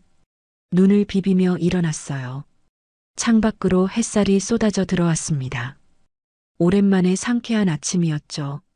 세수를 하고 옷을 갈아입었습니다. 거울을 보니 제 얼굴이 어제보다 좀 밝아 보였어요. 기분 탓이겠죠. 아침을 먹고 우리는 펜션을 나섰습니다. 선영이가 지도를 보며 길을 찾았어요. 여기서 10분만 걸어가면 나온대. 매주 토요일마다 서는 장터래. 좁은 골목길을 따라 걸었습니다. 양옆으로 낡은 집들이 늘어서 있었어요. 빨래가 너풀거리고 고양이가 담벼락 위를 걸어갔죠. 정겨운 풍경이었습니다. 조금 더 걸어가자 사람들 목소리가 들렸어요. 왁자지껄했습니다. 모퉁이를 돌아서니 장터가 나타났죠. 작은 광장이었습니다. 천막들이 줄지어 서 있었어요. 과일, 채소, 생선, 옷까지 온갖 물건이 쌓여 있었죠. 사람들이 북적댔습니다. 할머니들이 좌판을 펴고 앉아 호객을 했어요. 고구마 한 봉지 1,000원이야. 1,000원. 멸치 싸게 가져가요. 여기 봐요. 활기찬 목소리들이 공기를 채웠습니다. 저는 그 풍경을 바라보며 걸음을 멈췄어요. 오랜만에 느껴보는 삶의 온기였습니다. 선영이가 제 손을 잡아 끌었어요. 여기 봐. 저기 고구마 진짜 맛있어 보인다. 우리는 한 좌판 앞에 멈춰 섰습니다. 할머니 한 분이 앉아 계셨어요. 주름 가득한 얼굴에 환한 미소를 띠고 계셨죠. 어머, 손님들 어디서 오셨어요? 선영이가 대답했습니다. 서울에서 왔어요. 여행 왔습니다. 그래요? 어머, 멀리서 오셨네. 우리 고구마 한번 맛보세요. 이거 우리 밭에서 직접 캔 거예요. 할머니는 고구마 한 개를 집어들었어요. 흙이 묻어 있었습니다. 투박했지만 정직한 느낌이었죠. 얼마예요? 1,000원이야. 한 봉지에. 선영이가 지갑을 꺼내려 하자 할머니가 손을 휘저었습니다. 아이고, 됐어요. 그냥 하나 맛보기로 가져가세요. 서울서 왔는데 인심은 베풀어야지. 할머니는 비닐봉지에 고구마를 담아주었어요. 저는 얼떨결에 받았습니다. 감사합니다. 천만에요. 그나저나 아가씨들 아직 젊으시네. 예수는 안 됐죠? 저는 얼굴이 뜨거워졌습니다. 아가씨라니. 63인데 무슨 아가씨예요. 60 넘었어요. 어머, 그래요? 안 그래 보이는데. 피부도 좋으시고 관리 잘하시나 봐. 옆에 있던 다른 할머니가 끼어들었습니다. 맞아. 아직 총각 만나도 되겠구먼. 우리 동네에 혼자 사는 할배 소개해 줄까? 할머니들이 웃음을 터뜨렸어요. 저는 손을 내저으며 말했습니다. 아니에요. 저 그런 거 아니에요. 왜 아니야? 나이가 무슨 상관이야. 사람은 죽을 때까지 사랑해야지. 그러게요. 우리 옆집 할매는 이른에 재혼했어요. 지금 완전 신혼처럼 산다니까. 할머니들은 계속 떠들었습니다. 저는 얼굴이 빨개져서 고개를 숙였어요. 선영이는 재밌다는 듯 웃고 있었죠. 정수가 봤지? 할머니들도 총각 만나래. 그만해. 저는 선영이의 팔을 잡아 끌며 그 자리를 벗어났습니다. 할머니들의 웃음소리가 뒤에서 들려왔어요. 다른 좌판들을 구경하며 걸었습니다. 생선가게를 지나고 떡집을 지나고 옷가게를 지났죠. 하지만 저는 집중할 수 없었어요. 아까 할머니들이 한 말이 계속 귓가에 맴돌았습니다. 아직 젊다. 총각 만나도 되겠다. 그 말들이 제 안에서 무언가를 흔들어 놓았어요. 오랜만에 느끼는 감정이었습니다. 부끄러움? 아니, 그것보다 더 복잡한 거였어요. 저는 여자였습니다. 한때 누군가의 아내였고 누군가의 연인이었죠. 하지만 남편이 떠나고 나서 저는 그냥 엄마였고 할머니였고 빈집에 사는 노인이었어요. 여자로서의 저는 어디론가 사라져버렸습니다. 그런데 오늘 낯선 할머니들이 저를 여자로 봐줬어요. 아직 사랑할 수 있는 사람으로 봐줬죠. 그게 이렇게 큰 울림으로 다가올 줄 몰랐습니다. 선영이가 제 어깨를 툭 쳤어요. 정수가 왜 그래? 얼굴 빨개졌어. 아니야. 그냥 더워서. 더운 게 아니라 부끄러운 거지. 인정해. 할머니들 말 듣고 설렜지? 설레긴 뭘 설레. 말도 안 돼. 저는 부인했습니다. 하지만 선영이는 제 마음을 다 아는 것 같았어요. 친구는 씩 웃으며 말했습니다. 뭐, 나쁜 건 아니지. 사람은 누군가 자기를 봐주길 바라잖아. 특히 여자로서 봐주는 거. 그게 얼마나 소중한 건데. 선영이의 말이 가슴에 와닿았습니다. 맞아요. 저는 오랫동안 아무도 저를 여자로 봐주지 않았어요. 거울 속 제 모습조차 그냥 늙은 사람일 뿐이었죠. 우리는 장터를 한 바퀴 더 돌았습니다. 과일도 사고 해산물도 샀어요. 선영이는 계속 흥겹게 떠들었고 저는 조용히 따라다녔죠. 하지만 제 마음속은 조용하지 않았습니다. 무언가 꿈틀거리고 있었어요. 잊고 살았던 감정들이 깨어나는 것 같았습니다. 돌아오는 길 저는 하늘을 올려다봤어요. 구름이 천천히 흘러가고 있었습니다. 바람이 머리카락을 흩날렸죠. 문득 생각했습니다. 아직 늦지 않았을지도 모른다고. 인생이 끝난 게 아닐지도 모른다고. 다시 누군가를 만나고 다시 설레고 다시 살아갈 수 있을지도 모른다고. 그 생각만으로도 가슴이 두근거렸습니다. 장터에서 돌아온 오후 선영이가 제안했습니다. 정수가 바닷가 산책할까? 날씨 너무 좋은데. 저는 고개를 끄덕였어요. 나쁘지 않았습니다. 우리는 해안도로를 따라 걸었습니다. 푸른 바다가 눈앞에 펼쳐졌어요. 파도가 철썩거렸죠. 갈매기들이 하늘을 날았습니다.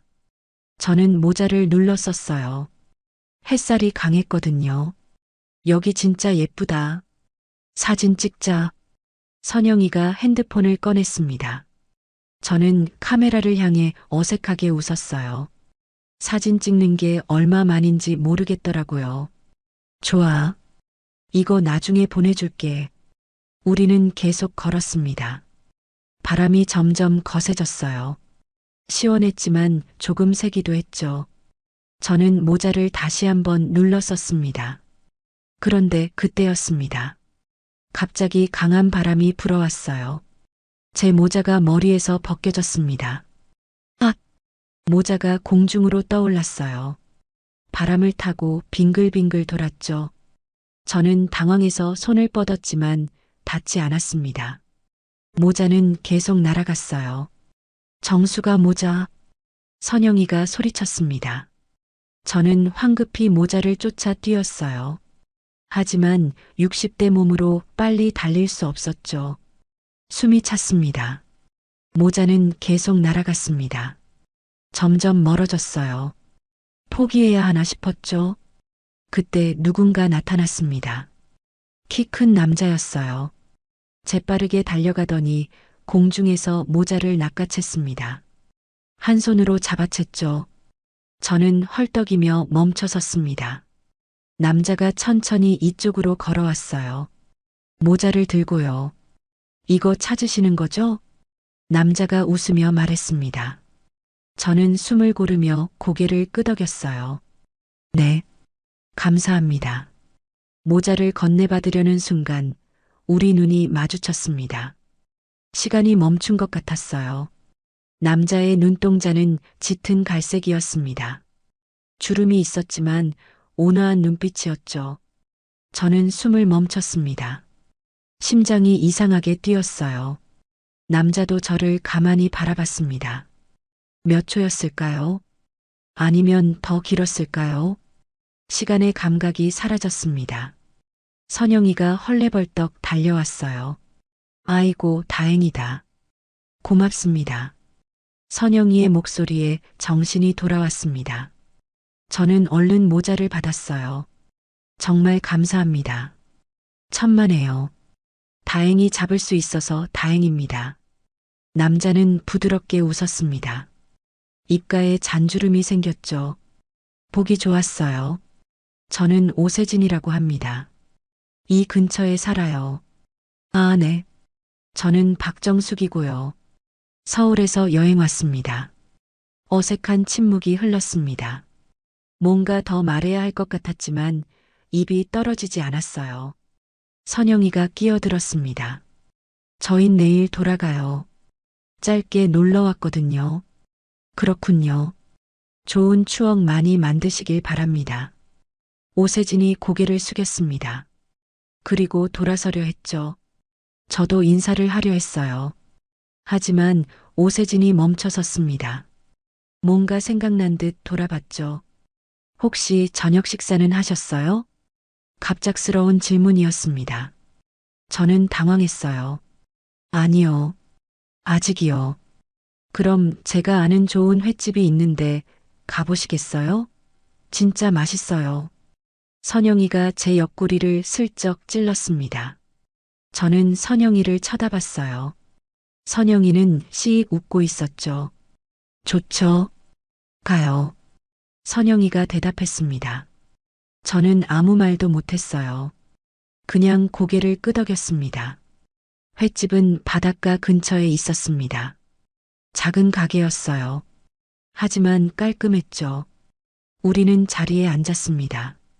오세진이 회를 주문했어요. 사장님, 오늘 들어온 거 좋은 걸로 주세요. 알았어요, 세진 씨. 사장님이 익숙하게 대답했습니다. 단골인가 봤어요. 회가 나왔습니다. 싱싱했어요. 투명하게 빛났죠. 오세진이 말했습니다. 어서 드세요. 여긴 진짜 맛있어요. 저는 젓가락을 들었습니다. 초고추장에 찍어 한 점 입에 넣었어요. 쫄깃했습니다. 고소하고 달았죠. 맛있네요. 다행입니다. 오세진이 웃었습니다. 선영이가 말을 꺼냈어요. 세진 씨는 여기 오래 사셨어요? 네. 태어난 곳은 부산인데 거제에서 일하다 보니 여기 정착했어요. 30년 넘게 살았네요. 무슨 일 하세요? 조선소에서 일했습니다. 기술자였죠. 지금은 은퇴했어요. 아, 그러시구나. 저희는 둘 다 교사였어요.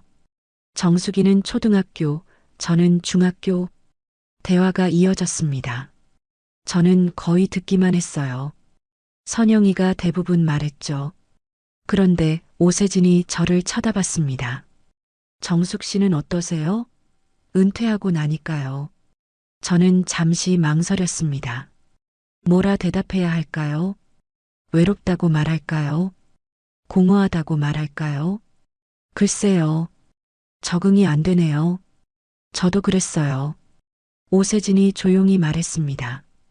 은퇴하고 나니 뭘 해야 할지 모르겠더라고요. 일만 하다 살았거든요. 그런데 갑자기 아무것도 안 하니까 허전했어요. 그의 목소리에 쓸쓸함이 묻어났습니다. 저는 그를 바라봤어요.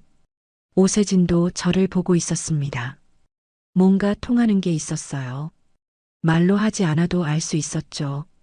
우리는 비슷한 외로움을 안고 사는 사람들이었습니다.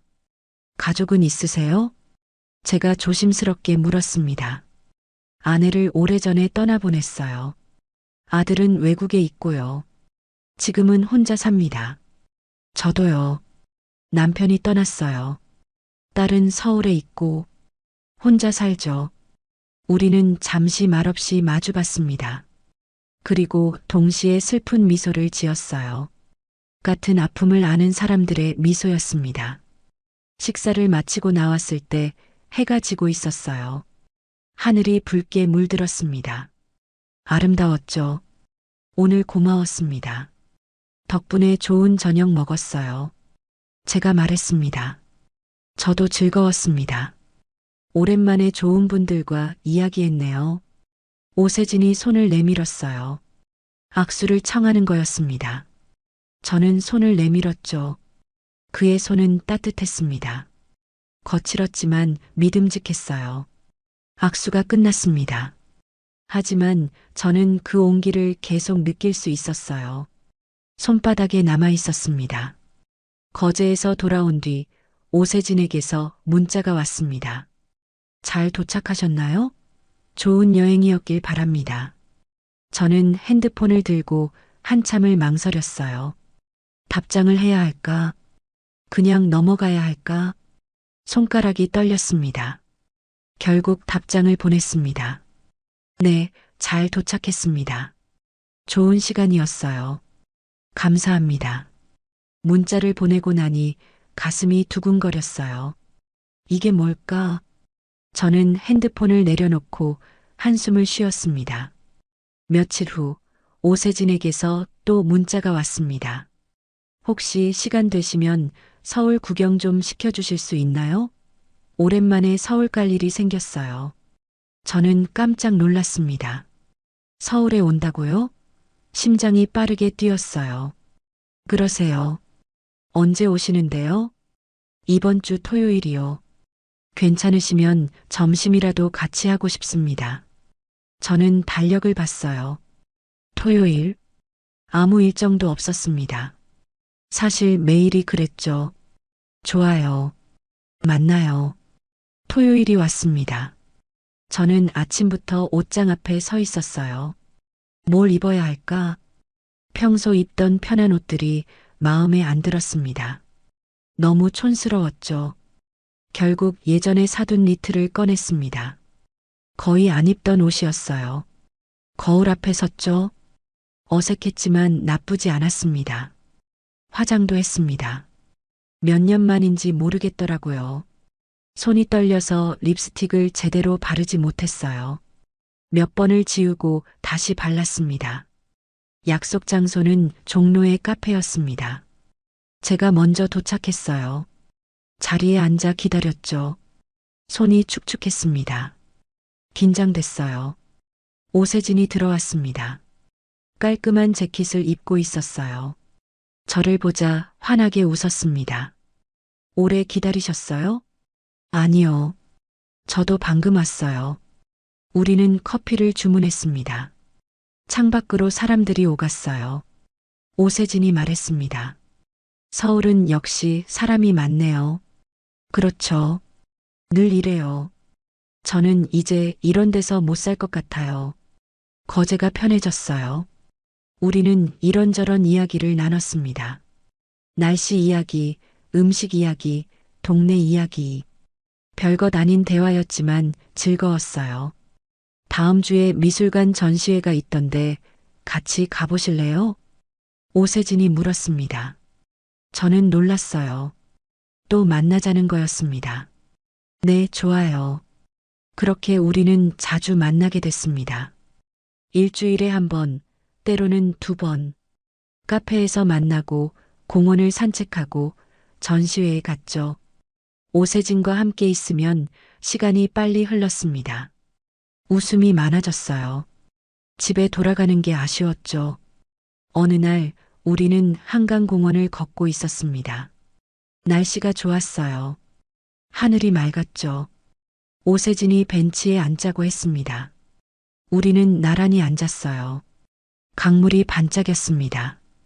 조깅하는 사람들이 지나갔죠. 정숙 씨, 오세진이 조용히 불렀습니다. 네, 요즘 저 많이 행복해요. 정숙 씨 덕분입니다. 제 얼굴이 뜨거워졌습니다. 뭐라 대답해야 할지 몰랐어요. 저도요. 그때였습니다. 익숙한 목소리가 들렸어요. 어머, 정수가. 깜짝 놀라 돌아봤습니다. 선영이었어요. 운동복을 입고 있었죠. 선영아, 여기서 뭐해? 어머, 이분은? 선영이는 오세진을 보며 눈을 동그랗게 떴습니다. 저는 당황했어요. 아, 이분은 거제에서 만난 오세진 씨고. 아, 그때 그분. 어머, 둘이 무슨 사이야? 선영이가 장난스럽게 웃었습니다. 제 얼굴이 빨개졌어요. 아니야. 그냥 친구로 지내는 거야. 친구? 얼굴 봐. 완전 빨개졌잖아. 오세진이 웃으며 말했습니다. 좋은 친구지만 더 가까워질 수도 있겠죠. 선영이가 박수를 쳤어요. 어머, 세진 씨 멋진데? 정수가 너 좋겠다. 저는 손을 내저었습니다. 선영아, 그만해. 왜? 좋은 일인데. 세진 씨, 우리 정숙이 잘 부탁해요. 선영이는 윙크를 하고 가버렸습니다. 저는 얼굴을 가렸어요. 너무 부끄러웠습니다. 죄송해요. 친구가 좀 그래요. 괜찮아요. 좋은 친구시네요. 오세진은 웃고 있었습니다. 저는 진정이 안 됐어요. 집으로 돌아오는 길, 저는 복잡한 생각에 빠졌습니다. 더 가까워질 수도 있다. 오세진의 그 말이 계속 맴돌았어요. 정말 그럴 수 있을까? 저는 이제 63입니다. 남편을 떠나보낸 지 2년밖에 안 됐어요. 다시 누군가를 만난다는 게 맞는 걸까? 남편 생각이 났습니다. 남편의 얼굴, 남편의 목소리. 저는 눈을 감았어요. 미안했습니다. 당신을 잊고 다른 사람과 웃고 있다니 배신하는 것 같았죠. 그리고 딸 미라. 만약 미라가 알면 뭐라고 할까? 반대할 겁니다. 분명히요. 엄마가 다른 남자를 만난다니 이해하지 못할 거예요. 저는 한숨을 쉬었습니다. 왜 이렇게 복잡할까? 그냥 행복하면 되는 건데. 그게 안 됐어요. 밤에 침대에 누웠습니다. 천장을 바라봤어요. 남편의 사진이 침대 옆 탁자에 있었습니다. 저는 사진을 들었어요. 여보, 나 이래도 괜찮을까?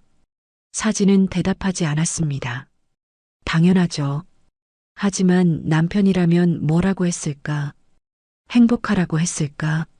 아니면 배신이라고 했을까? 저는 알 수 없었습니다.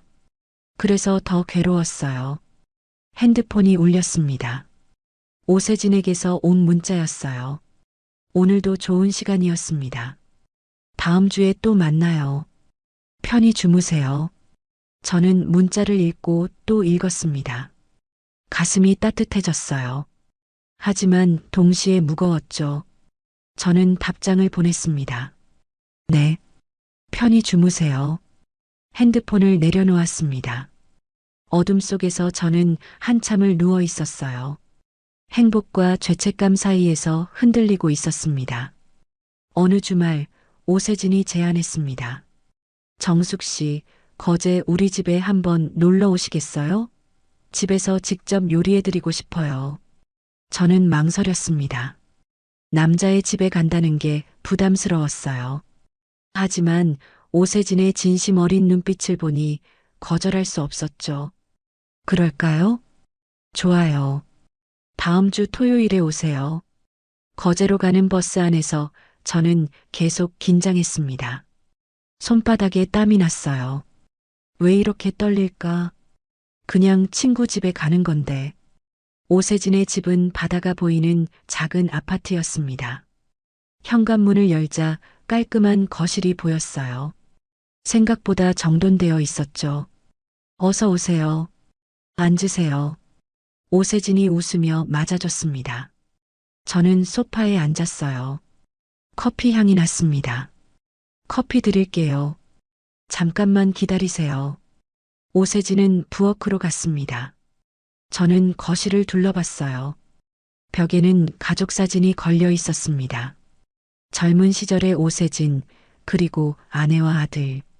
행복해 보였죠. 책장에는 책들이 빼곡했습니다. 공학 서적들이 대부분이었어요. 역시 기술자셨구나 싶었습니다. 그때 책상 위에 서류 뭉치가 눈에 들어왔습니다. 정리되지 않은 채 쌓여 있었어요. 저는 특별한 생각 없이 가까이 갔습니다. 맨 위 서류에 빨간 글씨가 보였어요. 독촉장.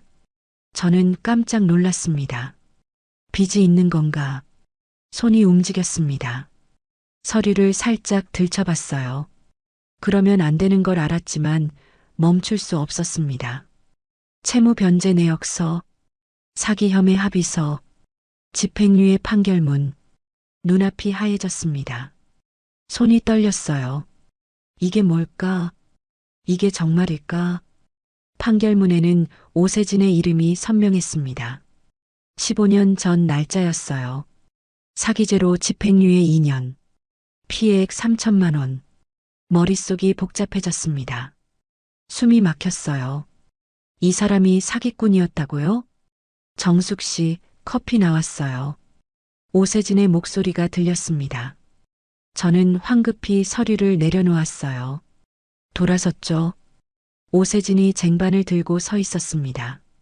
그리고 제 표정을 봤어요. 그의 얼굴이 굳었습니다. 그걸 보셨군요.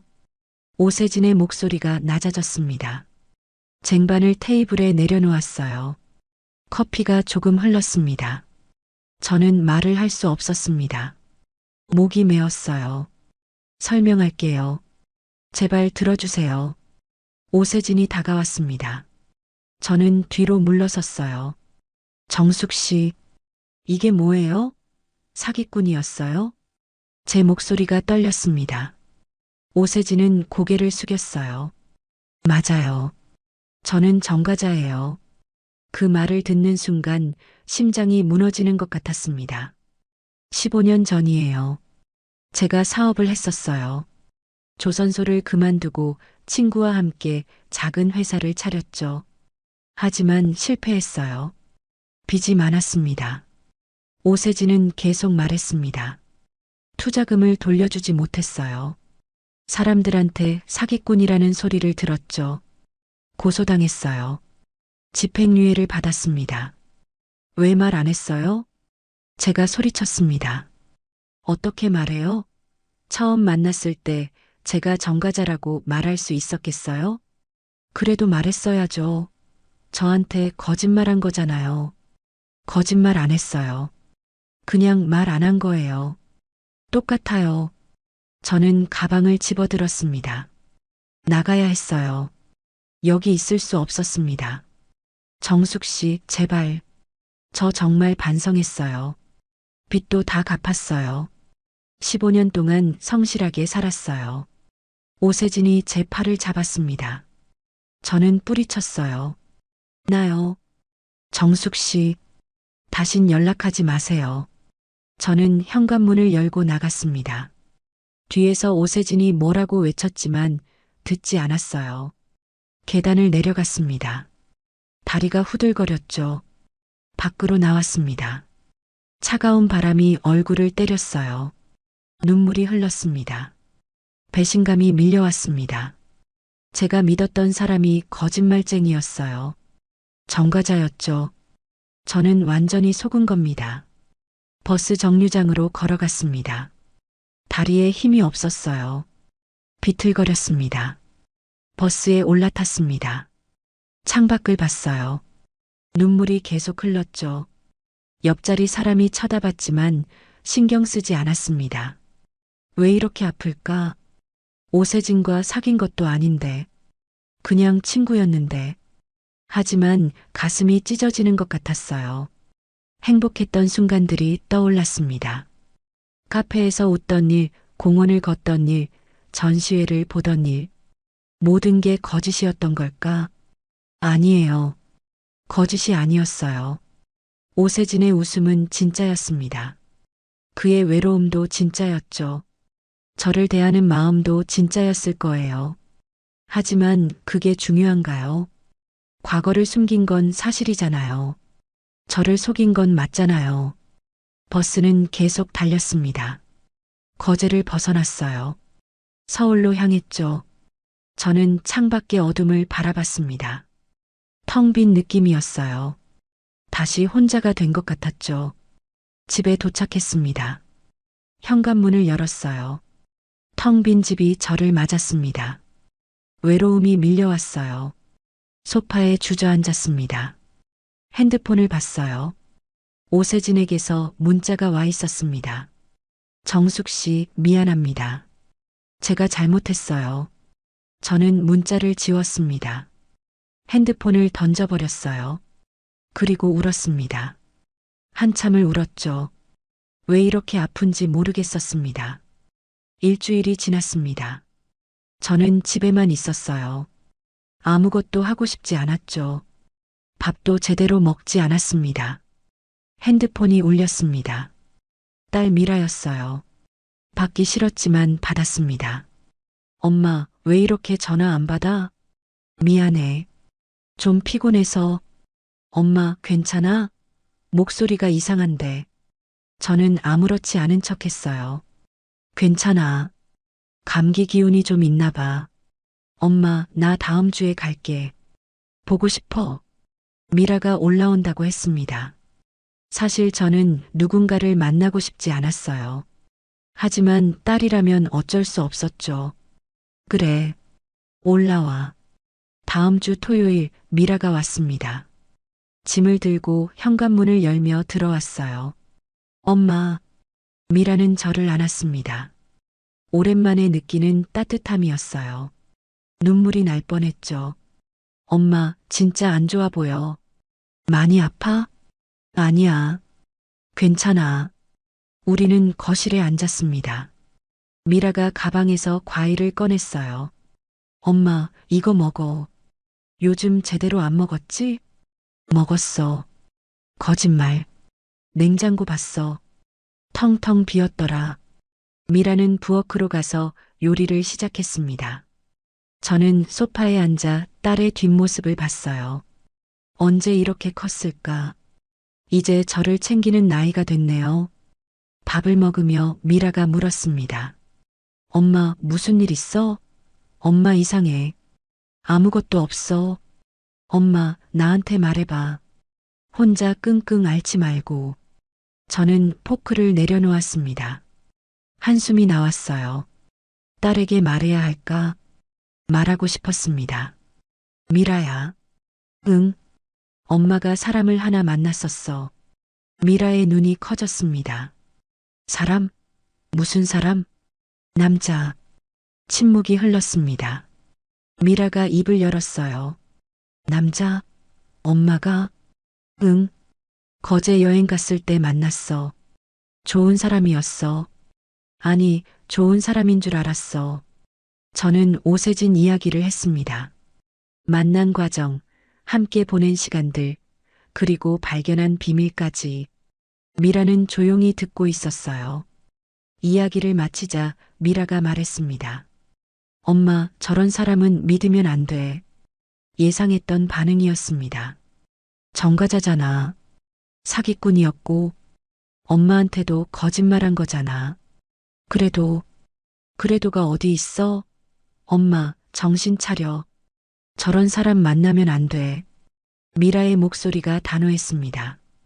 엄마는 순진해. 쉽게 사람 믿어. 그래서 걱정되는 거야. 저런 사람이 또 엄마한테 상처 줄 수도 있어. 알아. 알아. 엄마, 제발. 그 사람 연락 끊어. 약속해. 미라는 제 손을 잡았습니다. 간절한 눈빛이었어요. 저는 고개를 끄덕였습니다. 거짓말이었지만요. 미라가 돌아간 뒤 저는 다시 혼자가 됐습니다. 집은 더 조용했어요. 침대에 누워 천장을 봤습니다. 남편 사진이 보였어요. 저는 사진을 들었습니다. 여보, 나 어떻게 해야 할까? 남편이 살아있었다면 뭐라고 했을까? 문득 남편이 했던 말이 떠올랐습니다. 당신, 사람은 누구나 실수할 수 있어. 중요한 건 그 실수를 인정하고 고치려는 마음이지. 남편은 늘 그런 사람이었습니다. 너그러웠어요. 남을 쉽게 용서했죠. 제가 실수했을 때도 화내지 않았습니다. 그저 안아주며 괜찮다고 했어요. 만약 남편이 오세진을 만났다면 분명 이해했을 겁니다. 과거는 과거일 뿐이라고 했을 거예요. 저는 눈을 감았습니다. 오세진의 얼굴이 떠올랐어요. 그의 웃음, 그의 온화한 눈빛, 그의 외로움. 그는 정말 나쁜 사람일까? 15년 전 실수를 한 사람일 뿐이지 않을까? 며칠 후 우편함에 편지가 와 있었습니다. 거제에서 온 편지였어요. 오세진이었습니다. 손이 떨렸습니다. 편지를 열었어요. 정숙 씨께 제가 정말 잘못했습니다. 처음부터 말했어야 했어요. 하지만 용기가 없었습니다. 당신이 떠날까봐 두려웠어요. 15년 전 제가 한 일은 평생 후회하고 있습니다. 빚은 다 갚았고 피해자들에게도 사과했습니다. 성실하게 살려고 노력했어요. 하지만 그게 변명이 될 순 없겠죠. 당신을 속인 건 사실이니까요. 다만 한 가지만은 알아주세요. 당신과 보낸 시간은 거짓이 아니었어요. 제 마음은 진심이었습니다. 당신이 행복하길 바랍니다. 오세진. 편지를 읽고 또 읽었습니다. 눈물이 흘렀어요. 가슴이 아팠습니다. 저는 편지를 가슴에 안았습니다. 그리고 결심했어요. 다시 만나야겠다고. 거제행 버스에 올랐습니다. 심장이 빠르게 뛰었어요. 오세진은 뭐라고 할까? 저를 받아줄까? 오세진의 집 앞에 섰습니다. 초인종을 눌렀어요. 문이 열렸습니다. 오세진이 나타났습니다. 깜짝 놀란 표정이었어요. 정숙 씨? 편지 받았어요. 들어오세요. 거실에 앉았습니다. 오세진은 저를 조심스럽게 쳐다봤어요. 세진 씨. 네. 저도 미안해요. 그렇게 화내고 나왔던 것. 아니에요. 당연히 화낼 수 있어요. 하지만 생각했어요. 과거는 과거일 뿐이라고. 중요한 건 지금이라고. 오세진의 눈에 눈물이 맺혔습니다. 정숙 씨, 다시 시작해요. 이번엔 서로 솔직하게. 오세진이 제 손을 잡았습니다. 따뜻했어요. 저는 손을 꼭 잡았습니다. 창밖으로 햇살이 쏟아졌습니다. 따뜻한 봄날이었어요. 그날 이후 저는 자주 거제로 내려갔습니다. 오세진과 함께 바닷가를 걷고 장터에 가고 저녁을 함께 먹었어요. 서울 집은 점점 낯설어졌습니다. 어느 날 오세진이 말했습니다. 정숙 씨, 여기서 살면 어때요? 저는 놀랐습니다. 여기서요? 네. 서울에 혼자 있는 것보다 여기가 좋지 않을까요? 바다도 있고 공기도 좋고. 저는 잠시 생각했습니다. 거제에서 산다. 나쁘지 않았어요. 아니, 좋았습니다. 그런데 뭘 하며 지내죠? 우리 뭔가 해봐요. 작은 가게라도. 오세진의 눈이 반짝였습니다. 저도 마음이 설렜어요. 무슨 가게요? 책방은 어때요? 정숙 씨는 교사셨잖아요. 책 좋아하시고 카페도 함께하면 좋을 것 같아요. 책방 겸 카페. 상상만 해도 멋졌습니다. 저는 웃었어요. 좋네요. 우리는 바로 준비를 시작했습니다. 작은 가게 자리를 알아봤어요. 바닷가 근처에 괜찮은 곳이 있었죠. 계약을 했습니다. 인테리어를 직접 했습니다. 오세진은 책장을 만들었어요. 저는 커튼을 골랐죠. 함께 페인트 칠도 했습니다. 땀 흘리며 일하는 게 즐거웠어요. 한 달 후 가게가 완성됐습니다. 작지만 예쁜 공간이었어요. 책장에는 동화책과 소설책이 가득했습니다. 커피 머신도 들여놓았죠. 창밖으로 바다가 보였습니다. 간판을 달았습니다. 바다 책방. 오세진이 지은 이름이었어요. 어때요? 괜찮죠? 완벽해요. 개업 첫날 손님은 많지 않았습니다. 할머니 두 분이 오셨어요. 장터에서 봤던 분들이었죠. 어머, 여기 가게 차렸네? 네. 책방이에요. 커피도 팔고요. 좋다. 우리 동네에 이런 데가 없었는데. 자주 올게. 할머니들은 커피를 한 잔씩 시켰습니다. 창가에 앉아 수다를 떨었어요. 저는 그 모습을 보며 뿌듯했습니다. 며칠 후 아이들이 오기 시작했습니다. 학교 끝나고 들르는 거였어요. 동화책을 읽고 과자를 먹었죠. 아줌마, 여기 매일 와도 돼요? 한 아이가 물었습니다. 그럼, 언제든지 와. 아이는 환하게 웃었습니다. 저는 그 웃음이 좋았어요. 교사 시절이 떠올랐죠. 가게는 조금씩 소문이 났습니다. 동네 사람들이 찾아왔어요. 어르신들은 차를 마시며 이야기를 나눴습니다. 아이들은 숙제를 했죠. 젊은 사람들은 책을 읽었어요. 저는 행복했습니다. 이곳은 단순한 가게가 아니었어요. 사람들이 모이는 곳이었죠. 외로운 사람들이 와서 위로받는 공간이었습니다. 오세진도 즐거워했습니다. 손님들과 이야기하고 커피를 내리고 아이들과 놀아줬어요. 그의 얼굴은 늘 밝았습니다. 어느 날 저녁 손님이 다 돌아간 뒤 우리는 창가에 앉았습니다. 노을이 지고 있었어요. 하늘이 붉게 물들었죠. 정숙 씨, 응?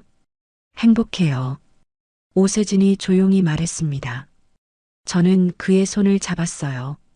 저도요. 처음 만났을 때 이렇게 될 줄 몰랐어요. 그냥 좋은 사람이라고만 생각했는데. 저도요. 단순히 친구로 지낼 줄 알았어요. 근데 이제는 당신 없인 못 살 것 같아요. 오세진의 눈이 촉촉했습니다. 저도 눈물이 났어요. 하지만 슬픈 눈물이 아니었습니다. 행복한 눈물이었죠. 세진 씨, 우리 평생 함께해요. 그럼요. 당연하죠. 우리는 웃었습니다. 그리고 바다를 바라봤어요. 파도가 철썩거렸습니다. 갈매기가 날아갔죠. 겨울이 왔습니다. 가게는 더욱 따뜻해졌어요.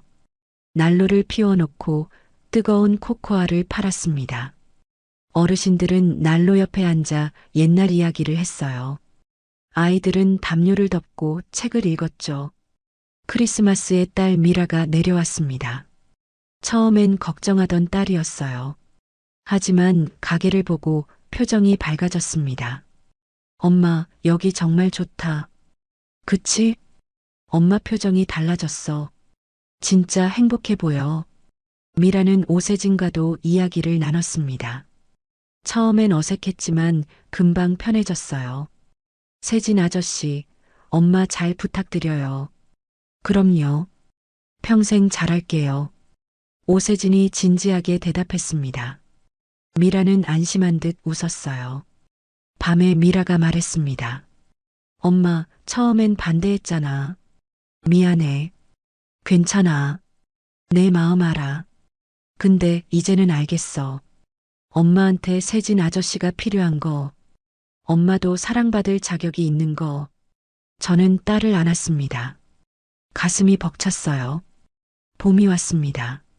벚꽃이 피었어요. 우리는 가게 앞에 벤치를 놓았습니다. 손님들이 앉아 벚꽃을 볼 수 있게요. 오세진과 저는 벤치에 나란히 앉았습니다. 바람이 불 때마다 꽃잎이 날렸어요. 아름다웠습니다. 정숙 씨, 감사해요. 뭐가요? 제 인생에 다시 와줘서. 저는 오세진의 어깨에 기댔습니다. 저야말로 고마워요. 세진 씨가 제 인생을 다시 살게 해줬어요. 예순을 넘은 나이에 다시 사랑을 만났습니다. 처음엔 불가능하다고 생각했어요. 늦었다고 생각했죠. 하지만 아니었습니다. 사랑에는 나이가 없었어요. 60대에도 70대에도 사랑은 찾아옵니다. 중요한 건 그 사랑을 받아들이는 용기였어요. 과거를 용서하는 마음이었죠. 그리고 함께 미래를 만들어가는 의지였습니다. 우리는 단순한 연인이 아니었습니다.